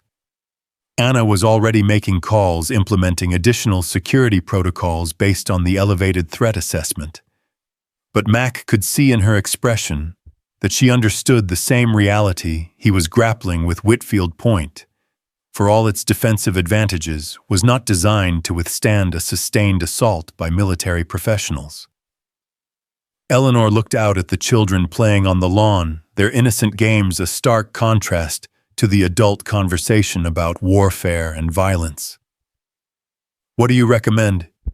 Mac considered the options, none of them ideal. "Short term, we improve the defensive posture here while gathering more intelligence about Meridian Global's capabilities and intentions. Long term, we need to either neutralize the threat at its source or find a way to make continued operations against your family too costly for them to sustain. And Pierce's disappearance could be connected to Meridian Global, could be a separate issue, or could be a deliberate misdirection to confuse our threat assessment. Until we know more, we have to assume the worst-case scenario for every variable." The afternoon security meeting convened in Eleanor's study with an urgency that reflected the morning's revelations about Meridian Global's likely involvement. Anna had assembled a comprehensive briefing on the consortium's capabilities, recent operations, and known personnel, and the picture that emerged was sobering. Meridian Global employs approximately 1,200 personnel worldwide. Anna reported displaying organizational charts and operational maps on a large screen. Their leadership includes former special operations officers from multiple countries, and they have access to military-grade equipment through legal and quasi-legal channels. Mac studied the personnel files, recognizing some names and faces from his own military service. I've worked with some of these people. They're competent, professional, and absolutely ruthless when pursuing objectives. If they've decided that targeting Theodore is the most efficient way to pressure Mrs. Whitfield, they'll continue operations until they succeed or until the costs become prohibitive. Eleanor leaned back in her chair, the weight of responsibility clear in her posture. What kind of costs are we talking about? Financial costs, operational costs, and human costs, Mac replied. They need to believe that continued operations against your family will result in significant losses for their organization, personnel, equipment, reputation, and ultimately profit margins. Anna pulled up satellite imagery of the Whitfield Point property, highlighting defensive positions and potential vulnerability points. Our current security posture is designed to deter opportunistic threats and provide early warning of coordinated attacks. Against military professionals with advanced planning and equipment, we need to assume they can penetrate our perimeter if they're willing to accept casualties. Mac walked to the window overlooking the grounds where Zoe and Theo were visible in the distance, still playing their elaborate games under Maria's watchful supervision. The contrast between their innocent joy and the tactical discussion about military assault scenarios made his chest tight with protective rage. Mrs. Whitfield, I need you to understand that if Meridian Global is behind this threat, protecting Theodore isn't just about preventing kidnapping. It's about preparing for escalating levels of violence that could include direct assault on this property. Eleanor's face went pale, but her voice remained steady. What do you need from me? Complete authority to implement whatever security measures I deem necessary, regardless of cost or inconvenience.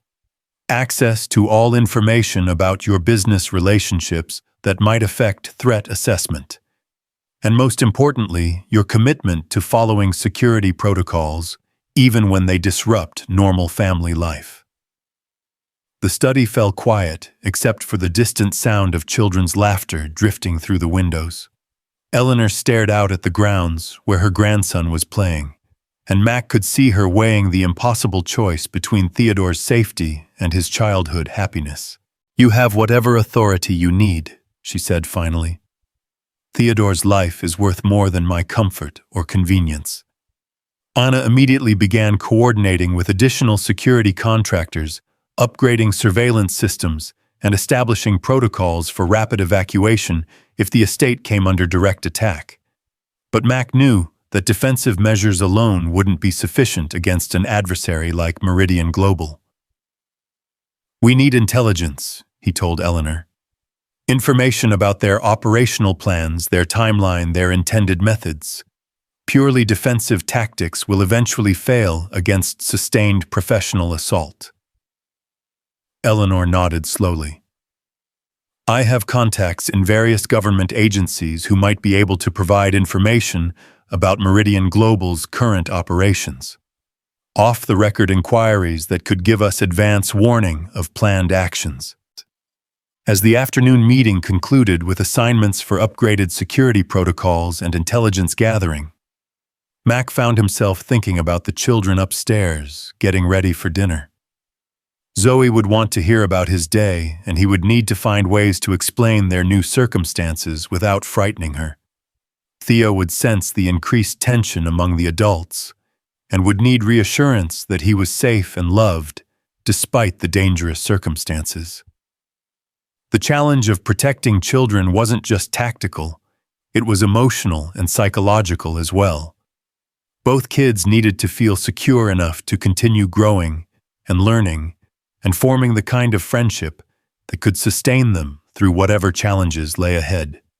That evening's dinner was quieter than the previous night, with Pierce's empty chair serving as a stark reminder of how quickly circumstances could change. Both children seemed to sense the adult's tension, and their conversation was more subdued, despite Maria's efforts to maintain a cheerful atmosphere. "Daddy," Zoe said, as Mac tucked her into bed. "Are we going to stay here for a long time?" Mac smoothed her hair, considering how to answer honestly without frightening her. "We're going to stay here until we're sure that Theo is safe from the people who tried to hurt him. That might be a few weeks, or it might be longer. But no matter what happens, you and I are going to be together, and we're going to take care of each other the way we always have." Zoe nodded solemnly. "Theo's really scared, isn't he? Even though he tries to be brave." Mac's heart clenched at his daughter's perceptiveness. "Yes, sweetheart, he is scared. But having you here as his friend is helping him be braver than he could be alone. Like when you and Mommy used to tell me that being brave doesn't mean you're not scared. It means you do the right thing even when you are scared. Exactly like that, baby. You're being very brave by being such a good friend to Theo." As Mac left Zoe's room, he found Theo waiting in the hallway, clearly wanting to talk, but uncertain about approaching. Mac knelt down to the boy's level, recognizing the signs of a child, struggling with fears too large for his small shoulders to carry. "Hey, buddy. How are you doing with everything that's been happening?" Theo's lower lip trembled slightly before he got control of himself. "Mr. Mac, are the bad people going to come back? Are they going to try to hurt Nana or Maria or Zoe?" Mac chose his words carefully, balancing honesty with age-appropriate reassurance. "There might be more bad people who try to cause problems, Theo. But there are also a lot of good people working very hard to keep you and everyone you care about safe. My job is to make sure nothing bad happens to you or Zoe, and I'm very good at my job." The boy nodded, but his expression remained troubled. "What if something happens to you? What if the bad people hurt you while you're trying to protect us?" The question hit Mac like a physical blow, reminding him that children who had already lost their parents lived with fears that went far beyond their own safety. Theo wasn't just worried about being kidnapped. He was terrified of losing another adult who had become important to his sense of security. "Theo, listen to me very carefully. I've been a soldier for a long time, and I've faced dangerous people before. I know how to stay safe while protecting other people, and I have a lot of other good people helping me. But most importantly, I made a promise to your grandmother and to myself that I would keep you and Zoe safe, and I always keep my promises." Some of the tension in Theo's small face began to ease. Like the knights in the stories, they always keep their promises even when it's hard. Exactly like that. And just like in the best stories, good people working together are always stronger than bad people working alone. After ensuring both children were settled for the night, Mac found himself standing on his bedroom balcony, looking out over the Hudson River Valley, where lights from distant towns twinkled like earthbound stars. The peaceful view belied the tension that had become a constant presence at Whitfield Point, and Mac found himself wondering how long they could maintain the illusion of normalcy while preparing for what might become an extended siege. His phone buzzed with a text from Ana Delgado. "Intelligence update. Meridian Global Team spotted conducting surveillance of property perimeter. Recommend elevated alert status effective immediately." Mac immediately called Anna, keeping his voice low to avoid disturbing the children. "What kind of surveillance? How many personnel?" "Thermal imaging suggests 3 two-person teams positioned at strategic points around our perimeter. Professional deployment, advanced equipment, coordinated timing. They're gathering intelligence for a planned operation." Mac felt his combat instincts engage fully for the first time since leaving the military. Timeline for probable action. Unknown, but surveillance typically precedes operational deployment by 24 to 72 hours. We need to assume they're planning something within the next 3 days." Looking out at the peaceful river valley, Mac realized that their brief period of relative security was ending. Whatever came next would test not only his tactical skills, but his ability to protect 2 children while maintaining their trust and preserving as much of their innocence as possible. The war for Theodore Whitfield's safety was about to begin in earnest, and Mac found himself thinking about the promises he'd made to Eleanor, to the children, and to himself. Sometimes the most important battles were fought not for abstract principles or political objectives, but for the simple right of children to grow up safe and loved and free from the kind of fear that could poison their entire lives. Whatever Meridian Global was planning, Mac would be ready. The question was whether being ready would be enough to protect everything and everyone that mattered most.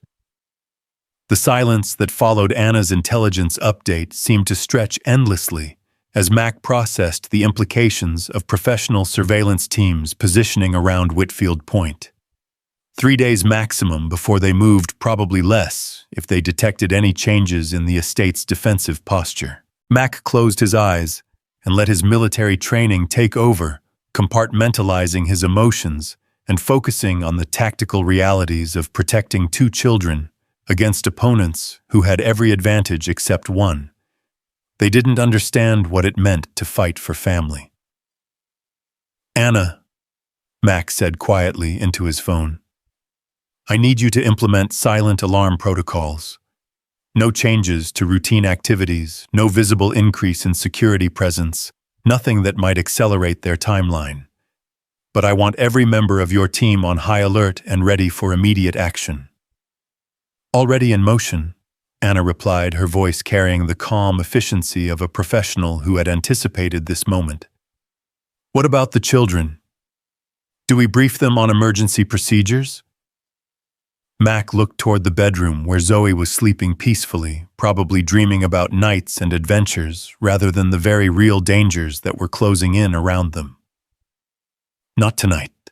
But first thing in the morning, we need to have age-appropriate conversations about staying close to trusted adults and following instructions immediately if something unusual happens." After ending the call, Mac found himself unable to sleep, despite the exhaustion that came from constant vigilance. Instead, he moved through the mansion's halls like a ghost, familiarizing himself with every possible route between the children's bedrooms and potential safe rooms or evacuation points. The grand staircases and elegant hallways that had seemed welcoming during daylight hours now felt exposed and vulnerable, offering too many angles for attack and too few defensive positions. Eleanor found him in the kitchen at 2 a.m, standing by the window that overlooked the garden where Zoe and Theo had played so happily just hours earlier. She was dressed in a silk robe that spoke of wealth and refinement, but her face showed the strain of a grandmother who understood that her world was about to be tested in ways she'd never imagined. "I couldn't sleep either," she said quietly, moving to stand beside him at the window. When Theodore's mother was his age, she used to have nightmares after her father died. I would find her wandering the halls at all hours looking for something she couldn't name. I suppose I'm doing the same thing now. Max studied Eleanor's reflections in the dark window, seeing past the elegant exterior to the frightened grandmother beneath. "Mrs. Whitfield, I need you to know that what's coming will be unlike anything you've experienced before. These people don't operate by normal rules of engagement.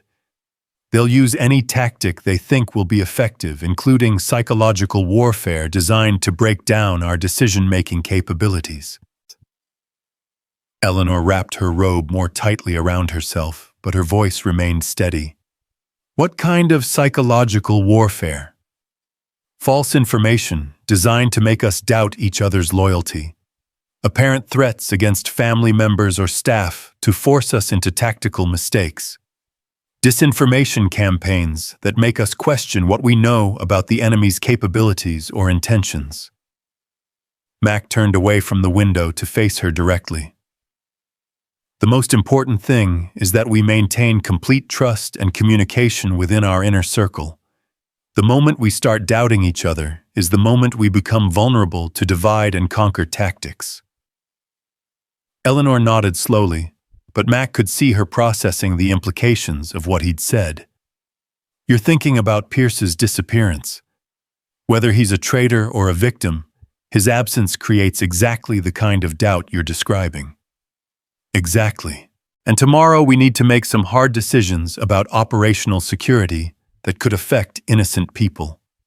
Pierce's wife, his children, even staff members who might have inadvertently provided information that compromised our security. The weight of those decisions settled over both of them as they stood in the quiet kitchen, surrounded by the ordinary details of domestic life that seemed surreal against the backdrop of impending violence. Eleanor moved to the coffee maker with the automatic movements of someone seeking comfort in routine. Would you like some coffee? I find that sleepless nights are more bearable with good coffee and honest conversation. Mac accepted the offered cup, gratefully appreciating both the warmth and the normalcy of the gesture. Mrs. Whitfield, I have to ask you something that might be painful. Is there any possibility that your decision to terminate the Meridian Global contract was influenced by information or advice from Pierce Langley? Eleanor's hand paused halfway to her mouth, the coffee cup suspended as she considered the implications of Mac's question. Pierce was involved in the financial analysis that led to that decision. He provided cost projections, risk assessments, and recommendations about alternative contractors. Did he advocate for or against terminating the contract? Eleanor set down her cup with shaking hands. He advocated strongly for termination. He argued that the consortium's ties to foreign governments created unacceptable security risks, and that continuing the relationship would eventually damage our standing with domestic government agencies. Mac felt pieces of the puzzle shifting into new configurations. If Pierce had pushed for termination while secretly working with Meridian Global, it suggested a sophisticated long-term strategy designed to create exactly the kind of crisis they were now facing. But if he was innocent, his advocacy for termination made him a logical target for retaliation. Did anyone else have access to Pierce's analysis and recommendations? Eleanor's eyes widened as she grasped the implications. The entire board of directors, senior staff members, key government liaisons, anyone who might have forwarded that information to interested parties outside our organization. The scope of potential security breaches was staggering. Mac realized they weren't just dealing with a single traitor or even a coordinated external attack. They were potentially facing a multi-layered conspiracy that could include anyone with access to Whitfield Industries' internal communications. Mrs. Whitfield, starting tomorrow, we need to assume that any information shared beyond our immediate circle will be compromised. That means operational details, security protocols, even the children's daily schedules need to be restricted to people we can absolutely trust. Eleanor straightened in her chair, and Mac could see her transitioning from frightened grandmother to corporate executive who had navigated complex business crises for decades. I'll have Anna conduct background reviews on all personnel with access to Theodore. Anyone whose loyalty is even questionable will be temporarily reassigned to duties that don't involve family security. They sat in comfortable silence for a few minutes, each lost in their own thoughts about the challenges ahead. Mac found himself thinking about Zoe's excited chatter, about her new friendship with Theo, and about how quickly innocent childhood joy could be shattered by adult conflicts and violence. Mrs. Whitfield, regardless of what happens in the next few days, I want you to know that Zoe has been happier here than I've seen her since her mother died. Having a friend like Theo experiencing the kind of security and opportunity that your family has provided, it's given her something precious. Eleanor's expression softened with genuine emotion. Theodore has been transformed by Zoe's friendship as well. For the first time since his parents died, he's acting like a normal little boy instead of a small adult carrying too much responsibility. Whatever else happens, those children have given each other a gift that no amount of money could buy. The sound of bare feet on the kitchen's tile floor interrupted their conversation, and both adults turned to see Theo standing in the doorway, his hair messed from sleep, and his expression troubled. "Nana, I heard voices, and I thought maybe something bad was happening again." Eleanor immediately moved to kneel beside her grandson, wrapping him in arms that offered both physical comfort and emotional security. "Nothing bad is happening right now, sweetheart. Mr. Mac and I were just talking about ways to keep everyone safe tomorrow." Theo looked between the two adults with the kind of perceptive intelligence that made Mac realize the boy understood far more about their situation than anyone had given him credit for. "The bad people are coming back, aren't they? That's why you're awake in the middle of the night, making plans." Mac exchanged a look with Eleanor, recognizing that Theo deserved honesty appropriate to his age and maturity level. "Theo, there might be more people who try to cause problems for your family. But there are also a lot of good people working to make sure nothing happens to you or anyone you care about. Sometimes good people have to stay awake late to make sure they're ready to protect the people they love." Theo nodded solemnly, then surprised both adults by moving to sit beside Mac at the kitchen counter. "Mr. Mac, when you were a soldier, were you ever really scared about protecting people?" The question hit Mac with unexpected emotional force, bringing back memories of young soldiers under his command who had looked to him for exactly the kind of reassurance Theo was seeking now. "Yes, buddy, I was scared sometimes. Being scared doesn't mean you're not brave. It means you understand that something important is at risk, and you care enough about protecting it to feel afraid of failing." "But you didn't fail, did you? You kept the people safe who were depending on you." Mac felt the weight of every soldier he'd lost, every mission that hadn't gone according to plan, every decision that had carried life and death consequences for people who trusted his judgment. "I did my best to keep people safe, and most of the time that was enough. But the most important thing I learned is that good people working together are always stronger than bad people working alone." Theo seemed to find comfort in this explanation, and his expression grew more determined than frightened. "So if you and Nana and Anna and all the other good people work together, we'll be stronger than the bad people who want to hurt our family." "That's exactly right," Eleanor said firmly, though Mac could hear the slight tremor in her voice that spoke of fear held carefully in check. "And remember, sweetheart, you and Zoe are part of our team too. You help by being brave, by listening to instructions from trusted adults, and by taking care of each other." As Eleanor led Theo back to his bedroom, Mac found himself thinking about the boy's questions and the weight of responsibility that came with being the adult that children looked to for safety and reassurance. In a few hours, he would need to brief both kids on emergency procedures without terrifying them. Maintain their trust while preparing them for potential violence, and somehow preserve their innocence while acknowledging the very real dangers they faced.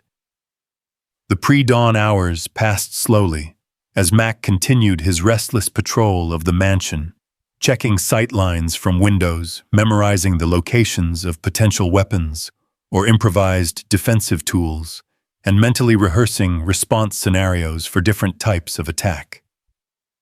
By the time the sun began to rise over the Hudson River Valley, he had developed contingency plans for everything from coordinated assault to hostage situations to emergency evacuation under fire. Anna's morning briefing confirmed that the surveillance teams had maintained their positions throughout the night, suggesting that whatever operation Meridian Global was planning would likely commence within the next 24 hours. The professional patience they were displaying indicated careful preparation and confidence in their ultimate success.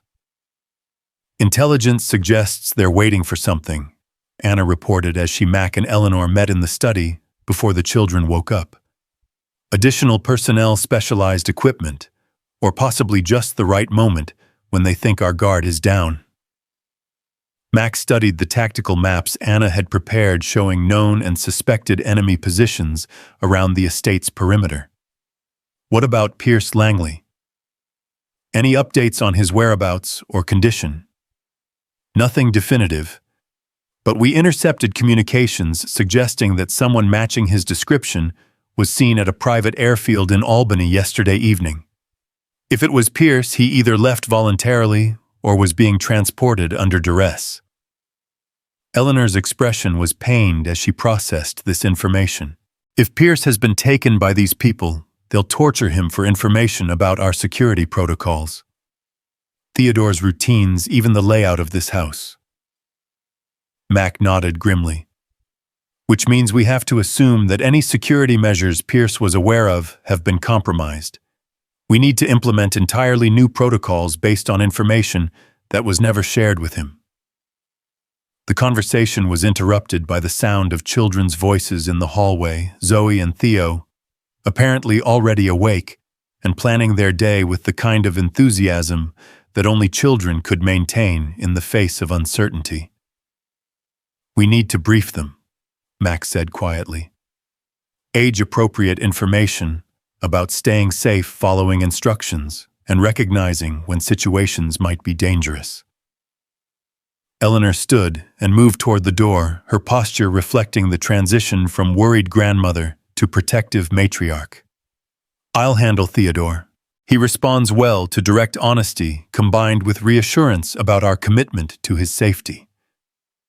Mac appreciated Eleanor's understanding of her grandson's personality, but he was also aware that the next few hours would be crucial in preparing both children for whatever was coming without traumatizing them unnecessarily. Breakfast was served in the smaller dining room with both children chattering excitedly about their plans for another day of lessons with Mrs. Chen, an exploration of the mansion's many interesting corners.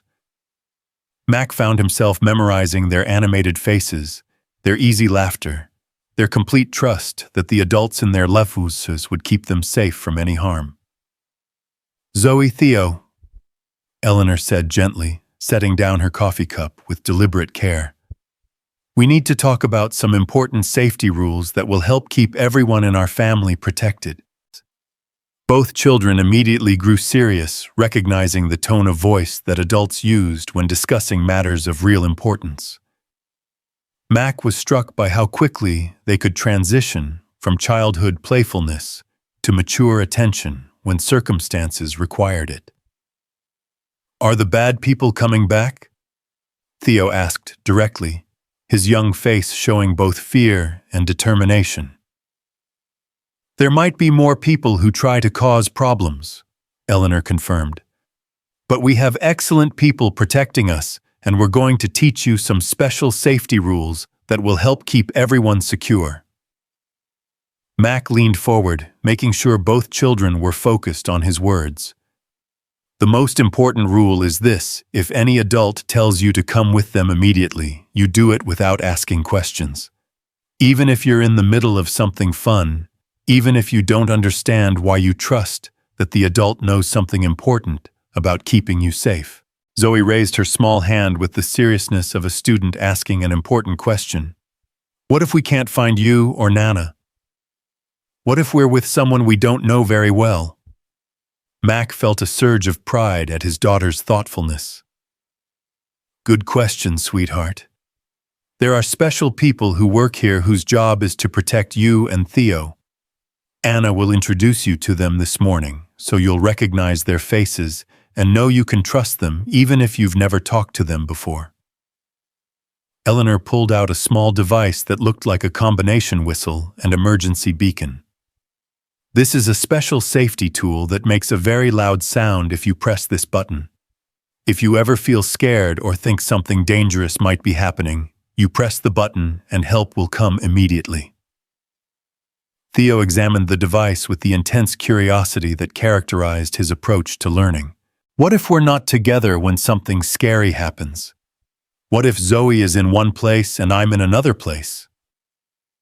Mac had been dreading this question, knowing that the children's natural instinct would be to find each other in a crisis, potentially putting both of them at greater risk. Theo, that's the hardest rule of all, but it's the most important one. If something dangerous happens and you and Zoe aren't together, your job is to get yourself to safety first. Don't try to find each other.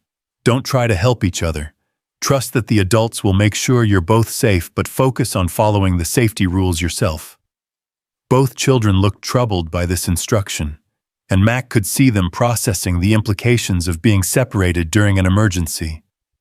Their friendship had become so important to both of them that the idea of not helping each other contradicted every instinct they possessed. It's like in the airplane safety videos, Eleanor added gently. Parents have to put on their own oxygen masks before helping their children because everyone is safer when each person takes care of themselves first and trusts others to do the same.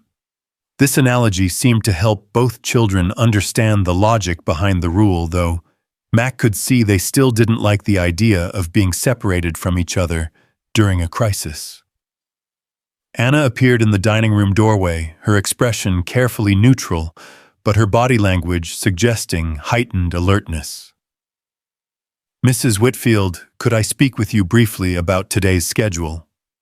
Mac recognized the coded language indicating an important security development.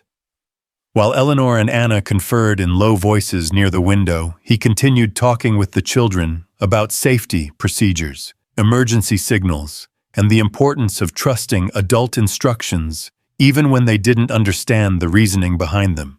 Mr. Mac, Zoe said quietly, moving to sit closer to him. I'm scared that something bad might happen to you while you're protecting us. The echo of Theo's concerns from the previous evening hit Mac with renewed emotional impact.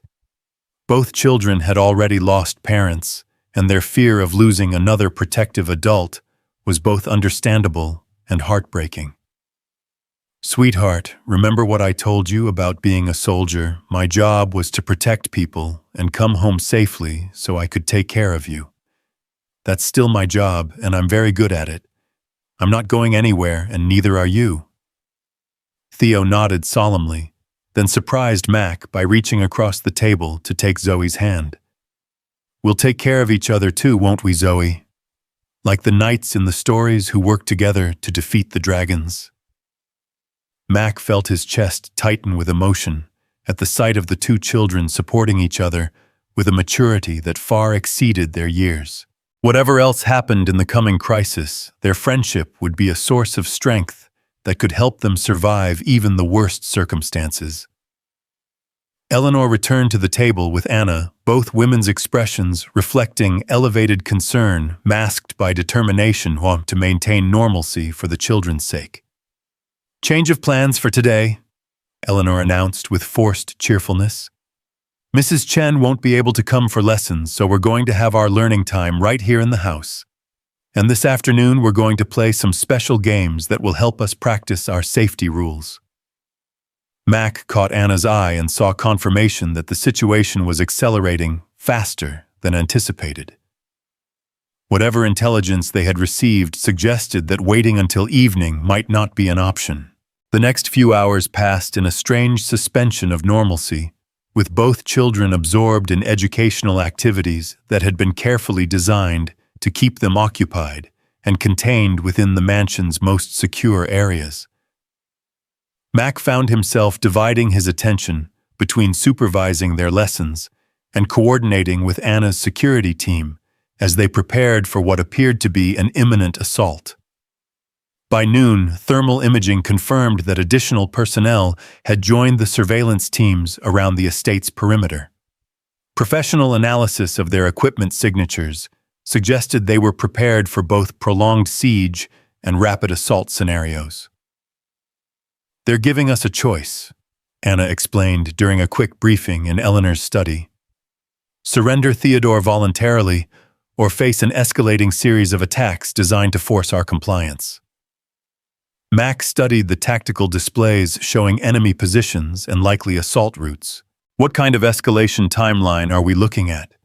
Intelligence suggests they'll start with psychological pressure demonstrations of force communications designed to convince us that resistance is futile. If that doesn't work, they'll move to limited physical attacks designed to test our defenses and resolve.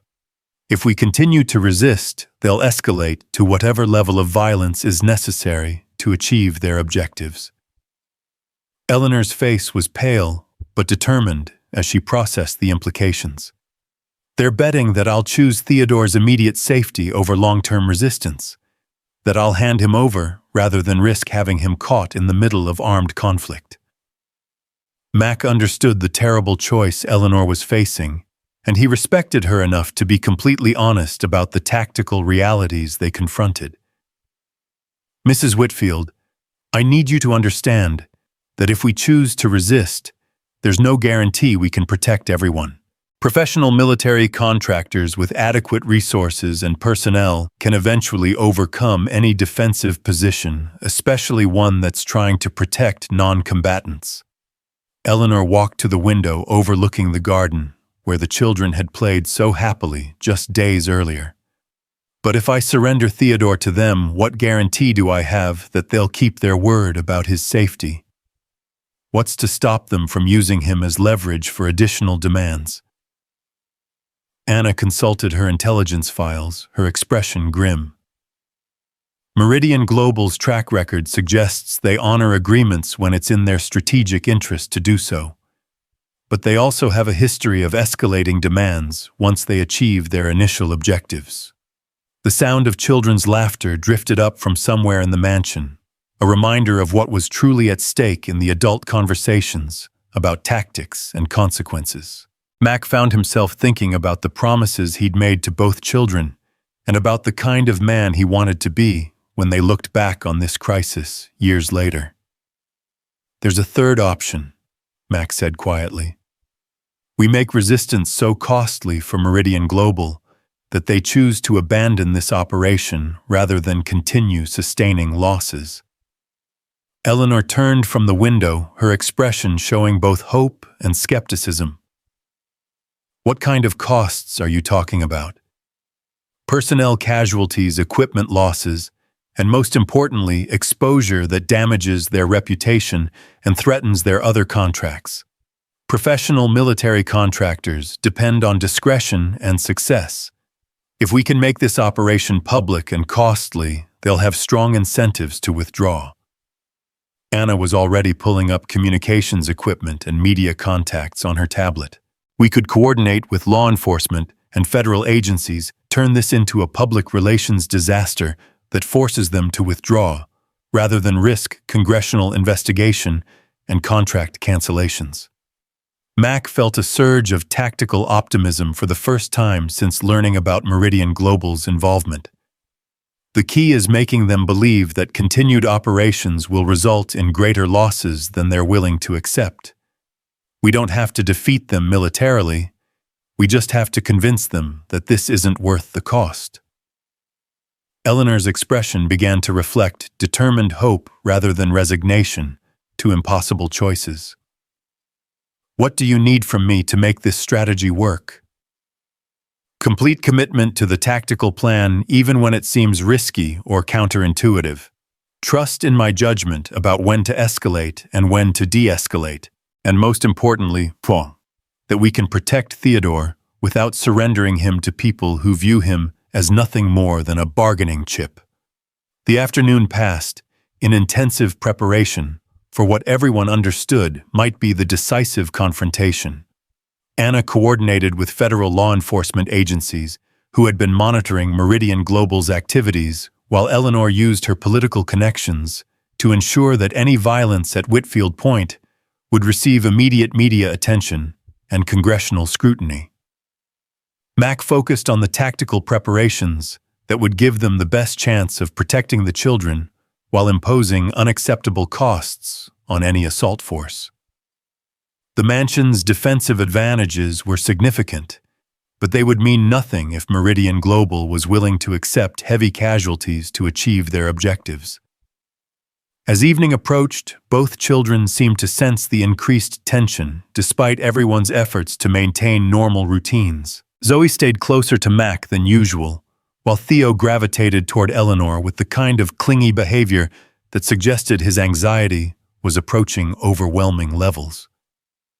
"Daddy," Zoe whispered as Mac helped her into her pajamas. "Are the bad people going to try to hurt us tonight?" Mac knelt down to meet her eyes, directly choosing honesty over false comfort. "They might try to cause trouble tonight, sweetheart. But remember all the safety rules we practiced today. Remember all the good people who are working to keep us safe.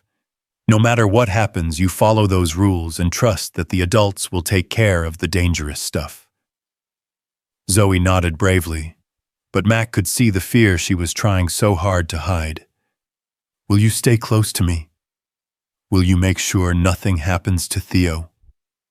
"I'll be as close as I can be while doing my job to protect everyone. And if I have to go somewhere else for a little while, there will always be other trusted adults nearby to keep you and Theo safe." As Mac tucked Zoe into bed, he found himself making the kind of silent promises that parents and soldiers understood, vows to do whatever was necessary to protect innocence, even at the cost of their own safety or life. The mansion fell quiet as evening settled over the Hudson River Valley, but Mac knew the silence was deceptive. Somewhere in the darkness beyond the estate's perimeter, professional soldiers were making their final preparations for an operation that would determine whether Theodore Whitfield remained free or became a pawn in a larger game of power and profit. Mac took his position in the security center Anna had established in the mansion's basement, surrounded by monitors showing thermal imaging and motion detection from around the property. Every member of their small defensive team understood the stakes, and Mac could see in their faces the same grim determination he remembered from his own soldiers before difficult missions. "Contact in Sector 7, Anna reported quietly, her voice carrying the calm professionalism of someone who had trained for exactly this moment. 4 personnel moving toward the north perimeter. Professional formation military equipment." Max studied the thermal signatures on the display, recognizing movement patterns that spoke of extensive training and combat experience.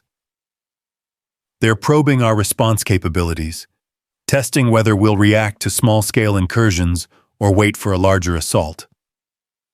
Eleanor appeared in the security center doorway, dressed in dark clothing that suggested she had no intention of remaining safely hidden during the coming confrontation. "Status report. Initial contact," Mac replied without taking his eyes off the tactical displays. "They're following standard doctrine-limited probe to assess our defensive posture, followed by either negotiation or escalated assault, depending on our response." The next few hours would determine whether Mac's strategy of making resistance too costly could succeed or whether they would face the kind of prolonged siege that rarely ended well for defenders trying to protect non-combatants. But looking at Eleanor's determined face, thinking about the 2 children sleeping upstairs, who trusted him to keep them safe, Mac felt the familiar clarity that came with accepting a mission that mattered more than personal survival.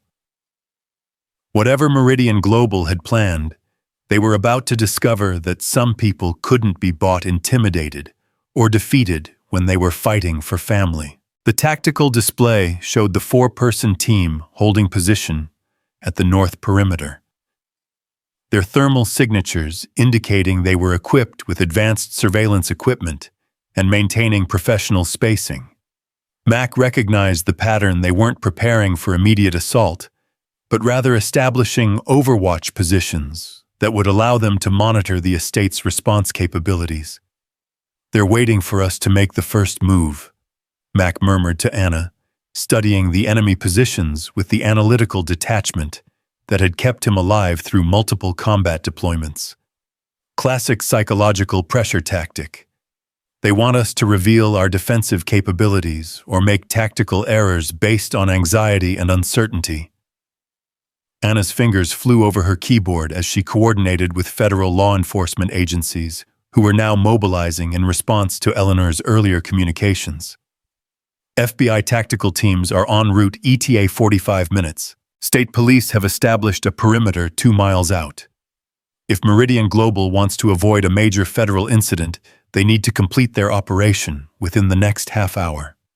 Eleanor moved to stand behind Mac's chair, her presence both comforting and troubling, as he realized she had no intention of hiding in a secure room while her grandson's fate was being decided by others. What are our options if they escalate before federal support arrives? Mac's mind cycled through tactical scenarios with the cold precision of a chess master calculating multiple moves ahead. We have excellent defensive positions, limited personnel, and 2 non-combatants who represent both our primary objective and our greatest vulnerability. If they're willing to accept casualties, they can probably breach our perimeter. But if they're operating under rules of engagement that require discretion and minimal exposure, we can make any assault extremely costly.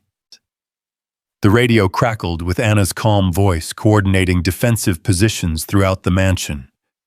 Mac found himself thinking about the children sleeping upstairs, trusting that the adults in their living would solve the dangerous problems while they dreamed of knights and dragons and adventures that always ended happily. Contact in Sector 3, one of Anna's team reported. Single individual approaching the main gate under a white flag. Appears to be requesting negotiation. Mac felt his tactical instincts sharpen as he recognized the classic opening move of professional military contractors. They're going to try to convince us that cooperation is in everyone's best interest, probably offer guarantees about Theodore's safety in exchange for voluntary surrender. Eleanor's expression hardened with the kind of determination that had built a business empire from nothing. Let them talk, but make it clear that Theodore stays here under our protection, regardless of their threats or promises. Anna established communication with the individual at the main gate, patching the conversation through to the security center's speakers so everyone could monitor the negotiation in real time. "Good evening," came a cultured voice that carried the confidence of someone accustomed to having his words taken seriously. "My name is Colonel Marcus Webb, United States Army retired. I represent a private security consortium that has been contracted to ensure the safety of Theodore Whitfield during a period of elevated threat assessment." Mac recognized the sophisticated approach immediately, truth mixed with deception, legitimate credentials used to mask illegitimate objectives, reasonable-sounding justifications for unreasonable demands. Eleanor leaned toward the microphone with the poise of someone who had negotiated billion-dollar contracts with equally sophisticated adversaries. "Colonel Webb, this is Eleanor Whitfield. Theodore is currently safe under the protection of qualified security personnel. If you have legitimate concerns about his welfare, I suggest you coordinate with federal law enforcement agencies rather than conducting unauthorized operations on private property." There was a pause before Webb responded, and Mac could almost hear the tactical assessment taking place as Meridian Global's field commander processed this unexpected resistance to what should have been a straightforward intimidation scenario. "Mrs. Whitfield, I understand your concern for your grandson's immediate safety. However, our intelligence indicates that Theodore faces imminent threats from hostile actors who have already demonstrated their willingness to use violence. The safest course of action is temporary relocation to a secure facility until these threats can be neutralized." Anna was simultaneously tracking the conversation and monitoring tactical displays that showed additional enemy personnel moving into position around the estate's perimeter. Mac could see the classic pincer movement developing negotiate from a position of apparent reasonableness, while deploying overwhelming force to make resistance seem futile. Colonel Webb. Mac interjected his voice, carrying the authority of someone who had faced down similar situations in actual combat zones. This is Marcus Ellis, former Captain, United States Army. I'm currently responsible for Theodore's security, and I can assure you that he's adequately protected. If you have intelligence about specific threats, I suggest you share that information with appropriate law enforcement agencies. The pause was longer this time, and Mac could sense Webb recalculating his approach based on the unexpected presence of military opposition. Captain Ellis, I'm familiar with your service record. Afghanistan. Multiple deployments, distinguished service record. I respect your capabilities, but you're facing a threat matrix that exceeds what any individual security specialist can handle effectively. Mac felt a cold smile cross his face as he recognized the attempt to flatter him into cooperation. Colonel, my threat assessment indicates that the most immediate danger to Theodore comes from unauthorized military contractors conducting operations without legal justification on American soil. That's a threat I'm well equipped to handle. Eleanor moved closer to the microphone, her voice carrying the steel of someone who had made difficult decisions under pressure for decades. Colonel Webb, you have 30 seconds to begin withdrawing your personnel from my property before I escalate this situation to federal authorities who take a very dim view of private military operations conducted without proper authorization. Anna held up her hand, indicating incoming communications from the federal agencies that had been monitoring the situation. Mac could see relief beginning to replace anxiety in her expression, as outside support materialized exactly when they needed it most. Colonel Webb, Anna announced, her voice carrying the satisfaction of someone whose careful planning was paying off. FBI tactical teams are now entering the area with full authority to investigate and detain personnel conducting unauthorized military operations. Your window for voluntary withdrawal is closing rapidly. The tactical displays showed immediate changes in enemy positioning as Meridian Global's forces responded to the arrival of federal law enforcement. Professional discipline was evident in their coordinated withdrawal, but Mac could also sense the frustration of operatives who had expected a much simpler scenario. Mrs. Whitfield. Webb's voice carried resigned professionalism mixed with something that might have been respect. This matter is far from resolved. The threats against your family are real and persistent. You may have won this particular engagement, but the larger conflict will continue. Eleanor's response was immediate and uncompromising. Colonel Webb, any future threats against my family will be met with the full resources of law enforcement federal agencies and whatever additional measures prove necessary. I suggest you inform your employers that the Whitfield family is prepared for a prolonged conflict if that's what they choose. The radio fell silent as Webb's team completed their withdrawal, leaving Mac, Eleanor, and Anna staring at tactical displays that showed their perimeter finally clear of hostile personnel for the first time in days. But Mac's military experience had taught him that tactical victories were often followed by strategic complications, and he knew that Meridian Global's withdrawal was more likely a repositioning than a genuine defeat. This isn't over, he said quietly, voicing what everyone in the security center understood but hadn't yet acknowledged. They'll reassess, adapt their tactics, and try again with a different approach. Anna was already coordinating with federal agencies to establish a longer-term security presence around Whitfield Point. FBI is treating this as an ongoing domestic terrorism investigation. They're prepared to maintain surveillance and rapid response capabilities until the threat is neutralized at its source. Eleanor sank into a chair with the exhaustion of someone who had been operating on adrenaline and determination for hours. What does neutralizing the threat at its source actually mean? Mac considered the question with the strategic thinking that had made him effective in complex military operations. It means making Meridian Global's continued operations against your family more costly than abandoning their contract. That could involve exposing their illegal activities, targeting their other business relationships, or demonstrating that attacking the Whitfield family carries consequences that extend far beyond this single operation. The sound of bare feet on stairs interrupted their tactical discussion, and Mac looked up to see Zoe and Theo appearing in the security center doorway, both children still in their pajamas, but wide awake with the kind of alertness that came from sensing adult anxiety despite efforts to shield them from danger. "Daddy?" Zoe's voice was small and uncertain. "We heard voices and noises. Did something scary happen?" Mac immediately moved to kneel beside both children, recognizing that they deserved age-appropriate honesty about what had occurred.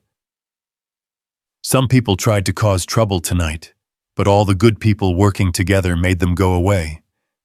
Everyone is safe and the police are here to make sure the troublemakers don't come back." Theo looked between the adults with the perceptive intelligence that consistently impressed Mac. "Are we going to have to keep having safety rules and staying close to trusted adults?" Eleanor joined Mac beside the children, her grandmother's instincts taking precedence over her role as corporate executive. "For a little while longer, sweetheart. But tonight showed us that when good people work together and refuse to give up, they're stronger than bad people who only care about money and power." Mac found himself thinking about the lesson both children had learned tonight, that adults could face serious dangers and still protect the people they loved, that working together made everyone stronger, and that standing up to bullies sometimes required courage, but was always worth the effort. "Mr. Mac," Theo said quietly, "when you were talking to that man on the radio, you sounded like the knights in our stories. Like someone who wouldn't let dragons hurt people, even if the dragons were really big and scary." The comparison made Mac's chest tight with emotion as he realized that both children had been listening to the adult conversations and processing what they heard through the lens of the stories that helped them understand concepts like courage, justice, and protecting others. "Sometimes, Theo, the most important battles are the ones we fight to protect people we care about. And sometimes the scariest dragons are the ones that look like ordinary people, but have hearts full of greed and selfishness." Zoe moved to sit on Mac's lap, seeking the physical comfort that helped children process frightening experiences.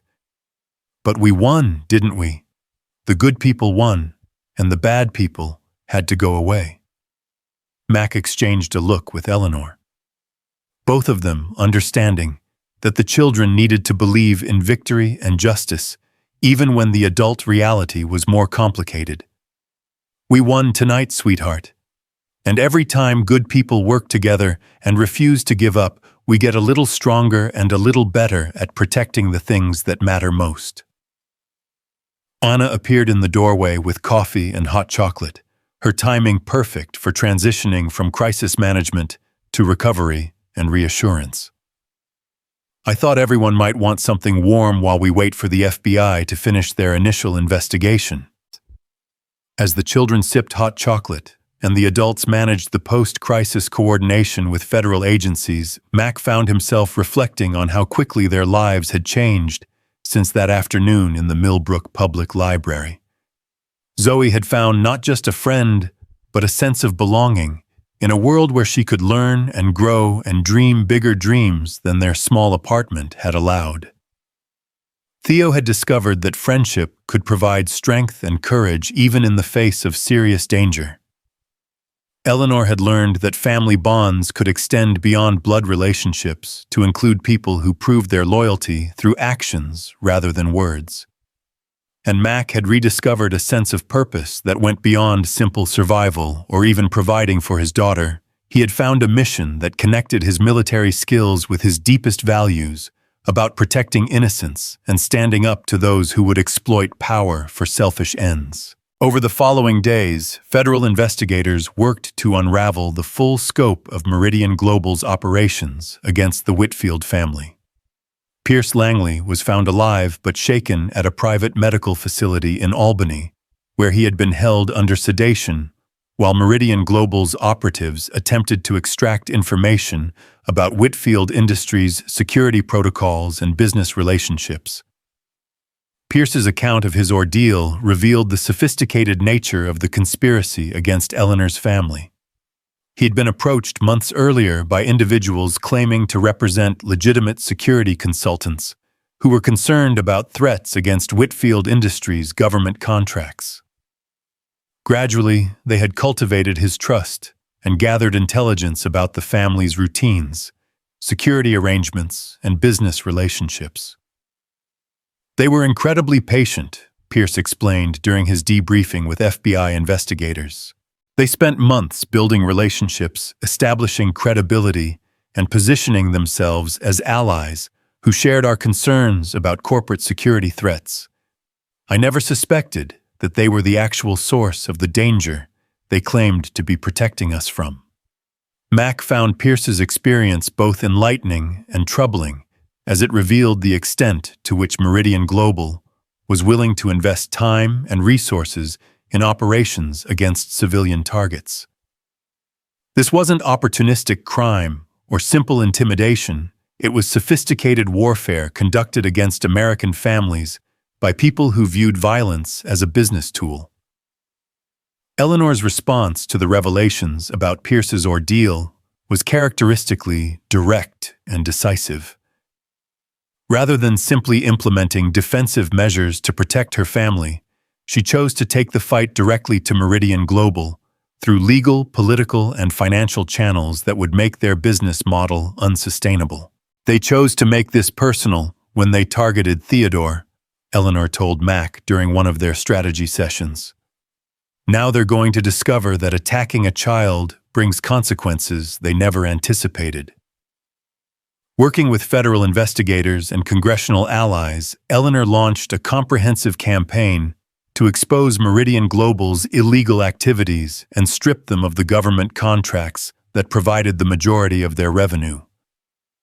Media coverage of the attempted kidnapping and the subsequent investigation generated exactly the kind of public scrutiny that professional military contractors depended on avoiding.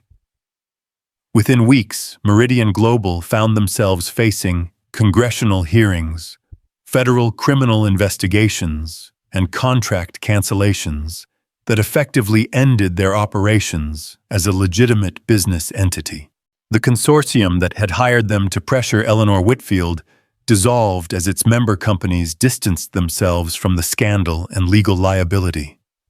But for Mac, the most meaningful victories were the smaller, more personal ones that played out in the daily life of Whitfield Point as two children continued to grow and learn and support each other through the aftermath of their shared adventure. Zoe's confidence and curiosity flourished in an environment where learning was celebrated and friendship was valued more than material possessions. Her natural intelligence found outlets in advanced educational programs that challenged her intellectually, while allowing her to remain a normal child who loved stories about knights and dragons. Theo's resilience and courage became evident as he processed the trauma of being targeted for kidnapping while maintaining his fundamental trust in the adults who had protected him. His friendship with Zoe provided a foundation of normalcy that helped him understand that not all changes in life were threatening, and that sometimes new people could become family through shared experiences and mutual support. Eleanor discovered that opening her home and heart to Mac and Zoe had given her something precious that wealth alone could never provide, a sense of family connection that went beyond blood relationships to encompass the deeper bonds created by shared values and mutual sacrifice. And Mac found himself thinking about Sarah's dreams for Zoe's future, recognizing that his daughter was growing up with opportunities and security that exceeded anything he could have provided alone. More importantly, she was learning lessons about courage, loyalty, and standing up for others that would serve her throughout her life. The fishing trip Mac had promised became a reality on a sunny Saturday morning when the FBI declared the immediate threat neutralized and life at Whitfield Point could return to something approaching normalcy. Eleanor joined them at the small lake on the estate grounds, armed with fishing gear and a picnic lunch that Maria had prepared with her usual attention to detail. "Mr. Mac," Theo said, as he cast his line with the careful technique Mac had taught him. "Do you think we'll always be friends even when we grow up and live in different places?" Mac looked at the two children sitting side by side on the dock, their fishing lines disappearing into the calm water, while they chatted about everything from school to books to their dreams for the future. "Theo, some friendships are special enough to last a lifetime. The kind of friendship you and Zoe have built on trust and courage and caring about each other's happiness, that's the kind that only gets stronger as you get older." Zoe nodded seriously, her attention divided between her fishing line and the conversation. "Besides, we're not going anywhere. Daddy says we're staying here as long as Mrs. Eleanor wants us, and I think she likes having us around." Eleanor's smile was radiant as she listened to the children's easy assumption that their new family arrangement was permanent. "I more than like having you around, sweetheart. You and your father have given me something I didn't even know I was missing, a sense that this big house is truly a home filled with laughter and love and people who care about each other." As the afternoon wore on and the children's excitement about fishing gave way to comfortable drowsiness in the warm sunshine, Mac found himself thinking about the unexpected turns life could take. A single moment of recognizing danger in a public library had led to profound changes for everyone involved, changes that went far beyond the immediate crisis they had faced together. Zoe had found not just friendship, but a sense of belonging in a world where her intelligence and curiosity were celebrated and nurtured. Theo had discovered that trust and courage could overcome even the most frightening circumstances when good people worked together. Eleanor had learned that family could expand to include people who proved their loyalty through actions rather than blood relationships. And Mac had rediscovered that his military training and protective instincts could serve purposes that went far beyond combat operations. They could create safety and security for people he had come to love as deeply as his own daughter. That evening, as they prepared for what had become their traditional family dinner in the small dining room, Eleanor made an announcement that surprised no one but moved everyone. "I've been thinking about making some changes to Theodore's education arrangements," she said, her voice carrying the satisfaction of someone who had found the perfect solution to a complex problem. "Rather than splitting his time between boarding school and homeschooling, I'd like to establish a small private school here on the estate grounds.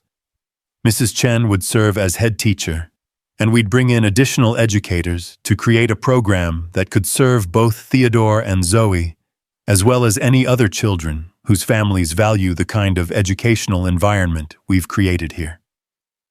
Zoe's eyes lit up with excitement at the prospect of continuing her education alongside her best friend. "Really? We could go to school together every day and still live here and have adventures and learn about everything." Theodore was practically bouncing in his chair as he processed the implications of Eleanor's announcement. "And we could have other kids to play with and learn with, but we'd still be best friends and still be safe here with everyone we love." Mac felt his heart swell with gratitude for Eleanor's generosity and wisdom in creating a solution that honored both children's needs for normalcy and security. "Mrs. Whitfield, that's an incredibly generous offer. Are you sure you want to take on the complexity of establishing a school?" Eleanor's smile carried the satisfaction of someone who had built a business empire by recognizing opportunities and having the courage to pursue them. "Mac, I've established transportation networks across multiple continents. Creating a small school for extraordinary children seems like a much more enjoyable challenge." Anna, who had joined them for dinner, as had become her custom, raised her wineglass in a toast. "To the Whitfield Academy for Exceptional Young People, May it produce graduates who understand that courage, intelligence, and compassion are the most important subjects anyone can master. As the adults toasted the new school and the children chattered excitedly about their educational future, Mac found himself thinking about the promises he had made during the crisis that had brought them all together. He had promised Eleanor that he would protect Theodore, and he had kept that promise. He had promised both children that good people working together were stronger than bad people working alone, and recent events had proven that promise true. But most importantly, he had made silent promises to himself about the kind of man he wanted to be and the kind of life he wanted to create for Zoe. Those promises had led him to choices that had changed everything for the better. Later that evening, as Mac tucked Zoe into bed, in what had become her permanent bedroom at Whitfield Point, she asked the question that had been forming in her young mind as she processed all the changes in their lives. "Daddy, are we happy here? I mean really happy, not just safe and comfortable, but actually happy." Mac sat on the edge of her bed, smoothing her hair with the gentle touch that had comforted her through every difficult moment since her mother's death. "Sweetheart, I haven't seen you this happy since before Mommy got sick. You have a best friend who adores you. You're learning new things every day, and you're living in a place where you're valued and cherished for exactly who you are."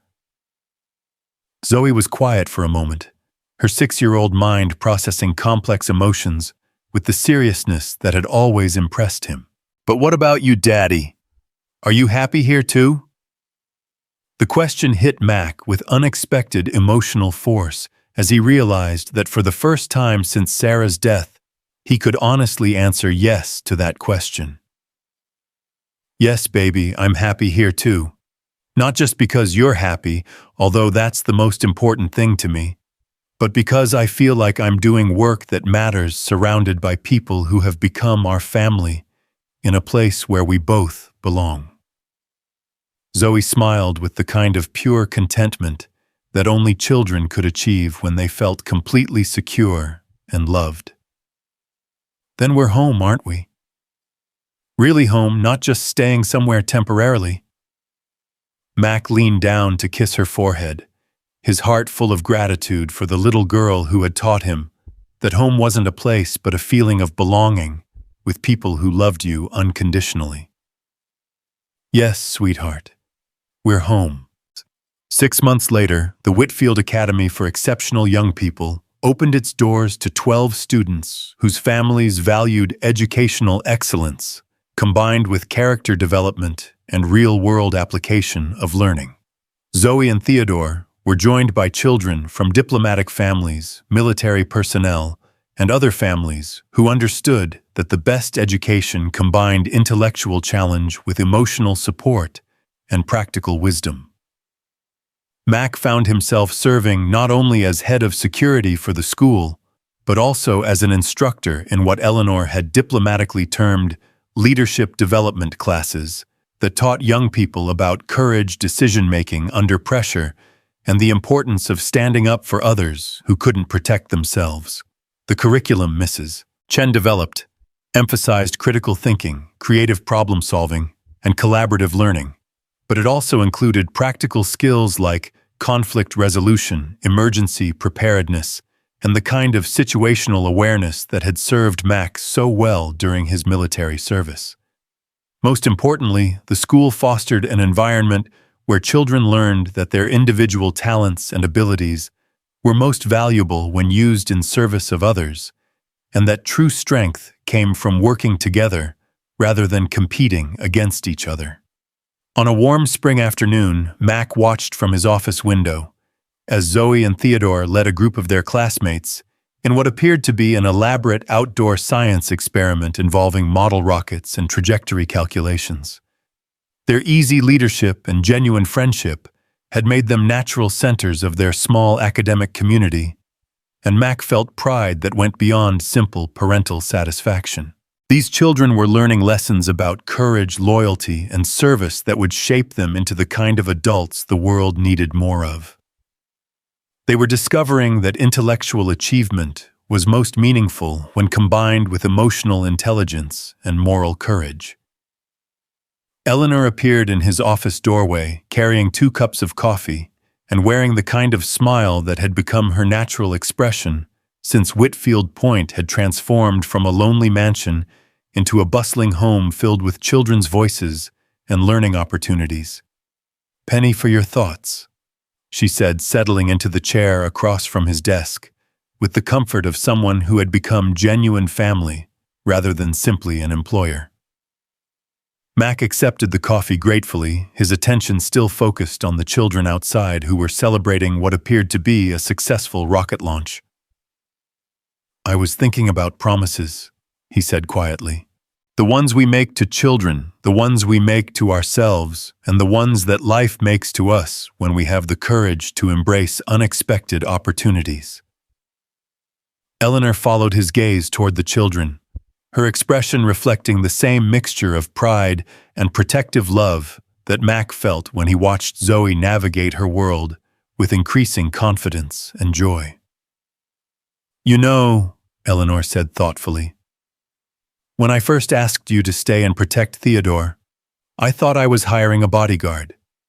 I never imagined I was gaining a son and a granddaughter who would teach an old woman that family isn't defined by blood relationships, but by the willingness to love and protect each other unconditionally."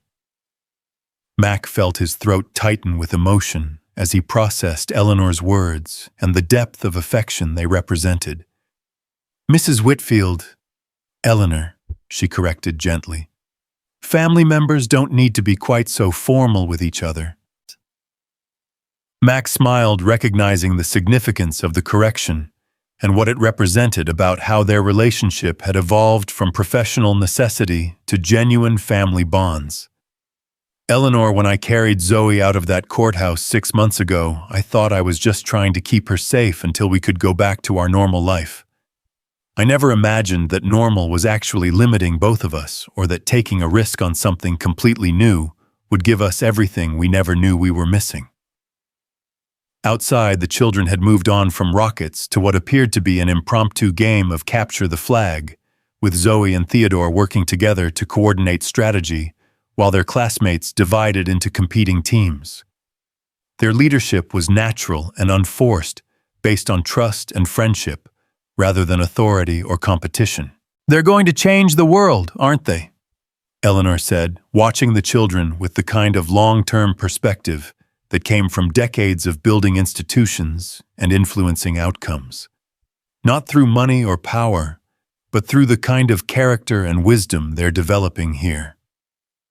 Mac nodded, thinking about the lessons both children had learned through their shared adventure and the ongoing education that was shaping them into young people who understood that strength came from protecting others rather than dominating them. "They're going to make it a better world," he agreed. "And they're going to do it together the way they've done everything else since the day they met." As evening approached and the children finished their outdoor activities, Mac found himself thinking about the bedtime stories he would tell Zoe that night. Stories about brave knights and clever princesses who worked together to protect their kingdoms from dragons and villains who threatened innocent people. But tonight's stories would be different, because they would be true stories about real courage and authentic friendship and the way ordinary people could become heroes when they chose to stand up for what was right. And Zoe would fall asleep knowing that she was living in her own fairy tale, one where the good people really did win when they worked together, where friendship was the most powerful magic of all, and where home was wherever the people who loved you were gathered together. Max smiled as he prepared to end another day at Whitfield Point, surrounded by family he had chosen, and been chosen by doing work that mattered in ways that went far beyond paychecks or professional advancement. He was exactly where he belonged, protecting and nurturing the people who had become his whole world. Some fairy tales, Mac reflected, as he headed toward the sound of children's laughter, and Eleanor's voice calling everyone to dinner, were worth believing in because they were actually true.